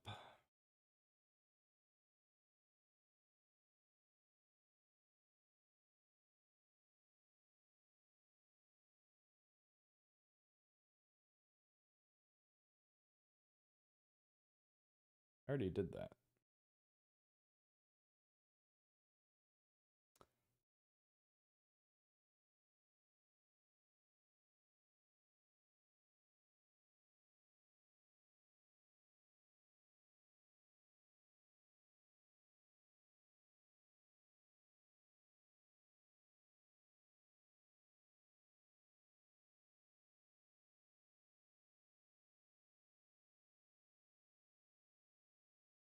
Oh, MSVC module only shared libraries can produce a DLL without an import library.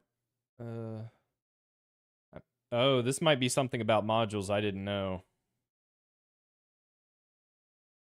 Oh, yeah, that makes sense. On Windows, you're not going to get a DLL if you don't export your classes. For some reason, I thought modules did that for you.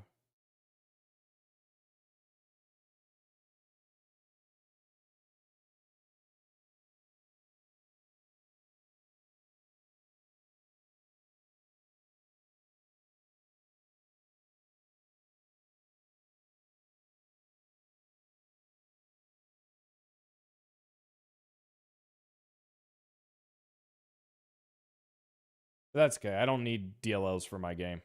I'll just leave them static. Oh, it compiled. All right, so maybe I can show off the hot reloading and all the fun stuff I can do with QML here before I call it a day.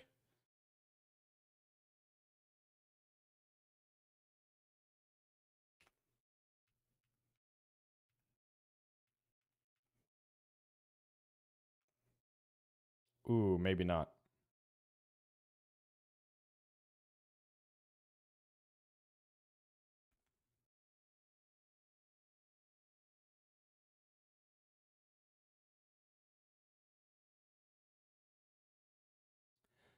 Hey, Devtron, how's it going? Project Hail Mary was amazing. It was hilarious and it was awesome. I had no expectations going into the movie and I enjoyed it immensely. And I also saw what's it called? Sheep Detectives this past Friday. And that was pretty cool too. I took my parents to see that one. Build installed. All right, I'm going to delete this installed. Something isn't working right.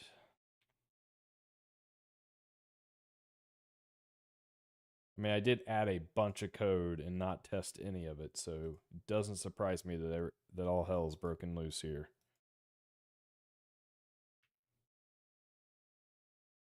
Could not run Briarthorn exe. Process failed to start. The system cannot find the file specified. What?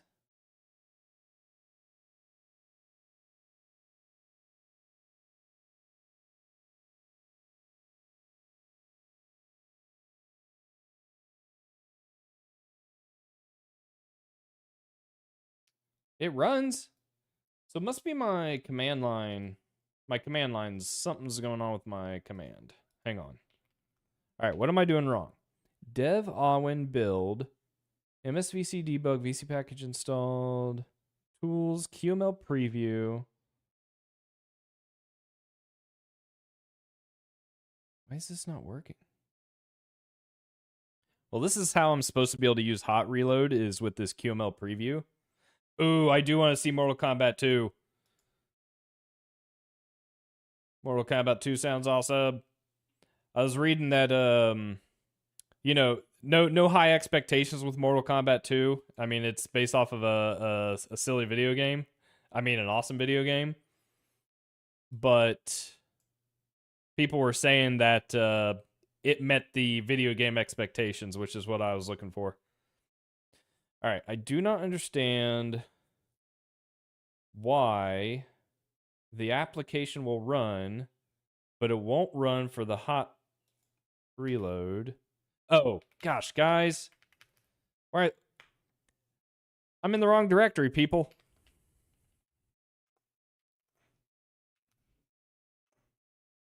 Here we go. So this is how I plan on doing QML and scripting with my game. Because I can come in here and be like, hey, so these red squares that I have drawing right now, they represent like the aircraft that I'm eventually going to draw and show off. Maybe I can change the position of one of them to be like, I don't know, 500. And then it automatically reloads for me, right? I want to add another entity. I can add another entity. And QML is a well-known language. It has a language server. It has formatting, it has linting, it has all of that. And it can all be done through VS Code versus, or any editor versus, like, say, Godot, where you kind of need to depend on Godot to do all that editing and get the benefits of its language server. So I'm eventually going to be hooking up more game components. I'm building the game in C++ 2023. maybe eventually 26. I don't know if the compilers are going to be that good for all three compilers are going to support 26 that well. But at least 23, and using C++ modules to do that. And so that's kind of where these game component libraries are coming into play. I'm going to define a bunch of data components. Yep, QML has a language server. So I can come in here and like this text object, for instance, I can start typing font dot and I get access to all of the different properties on that font property that I want to modify, right? And because it's well known, you're also going to get a bunch of useful autocomplete tooling, that kind of thing. If I so choose, the QML, there's a flag that I can add to my CMake that will take the QML that I write and transpile it into C++, so that I will have all of my scripting like nearly to the metal. Obviously, if I add any like JavaScripting, it's still going to depend on the JavaScript engine. But any of this pure QML stuff that I write can be converted to C++ and compiled into my binary. So you can imagine rapidly prototyping with this hot reload, hello chatters, hello my chatters, right? So I can do all this rapid prototyping in QML and then flip a switch when I'm ready to release the game and transpile it into C++ and have it be more performant, right? Be closer to the metal.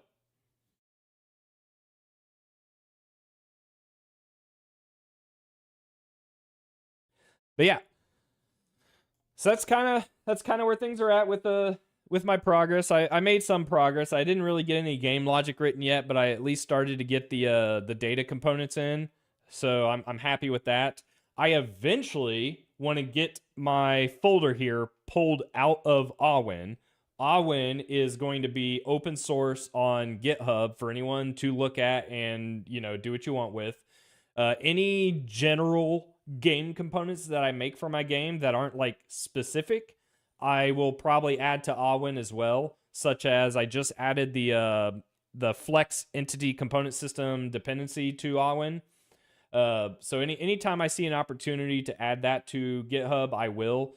But anything that's like game logic specific for the game I'm making, data, assets, that kind of thing, I'm going to try and keep that within the project. But yeah, that way it gives me a way to interact with chat and show off some of my knowledge and be able to like share and exchange knowledge with anyone else who's curious. Hopefully someone finds this beneficial. And then be on the lookout for a YouTube video. It's still being edited, but I'm going to go through the process of setting up my CMake presets to support cross-platform compilation with C++. So Windows, Linux, Mac, Android, WebAssembly, that kind of thing. I don't have an ETA on that yet. It may hopefully by the end of this month, but we'll see. It's a pretty long video. That's kind of where I am going to end this stream. I plan on streaming tomorrow, but most likely going to go back to playing a video game. Just I don't want to burn myself out. I work 40 hours a week, also programming. And then Friday, I will be back to this project. And on Fridays, I usually stream longer, but 5:30 Eastern to, I don't know, whenever I fall asleep, basically. But yeah, hopefully I'll see some of you guys then. Thank you for coming by. I really appreciate it, and I will catch you next time.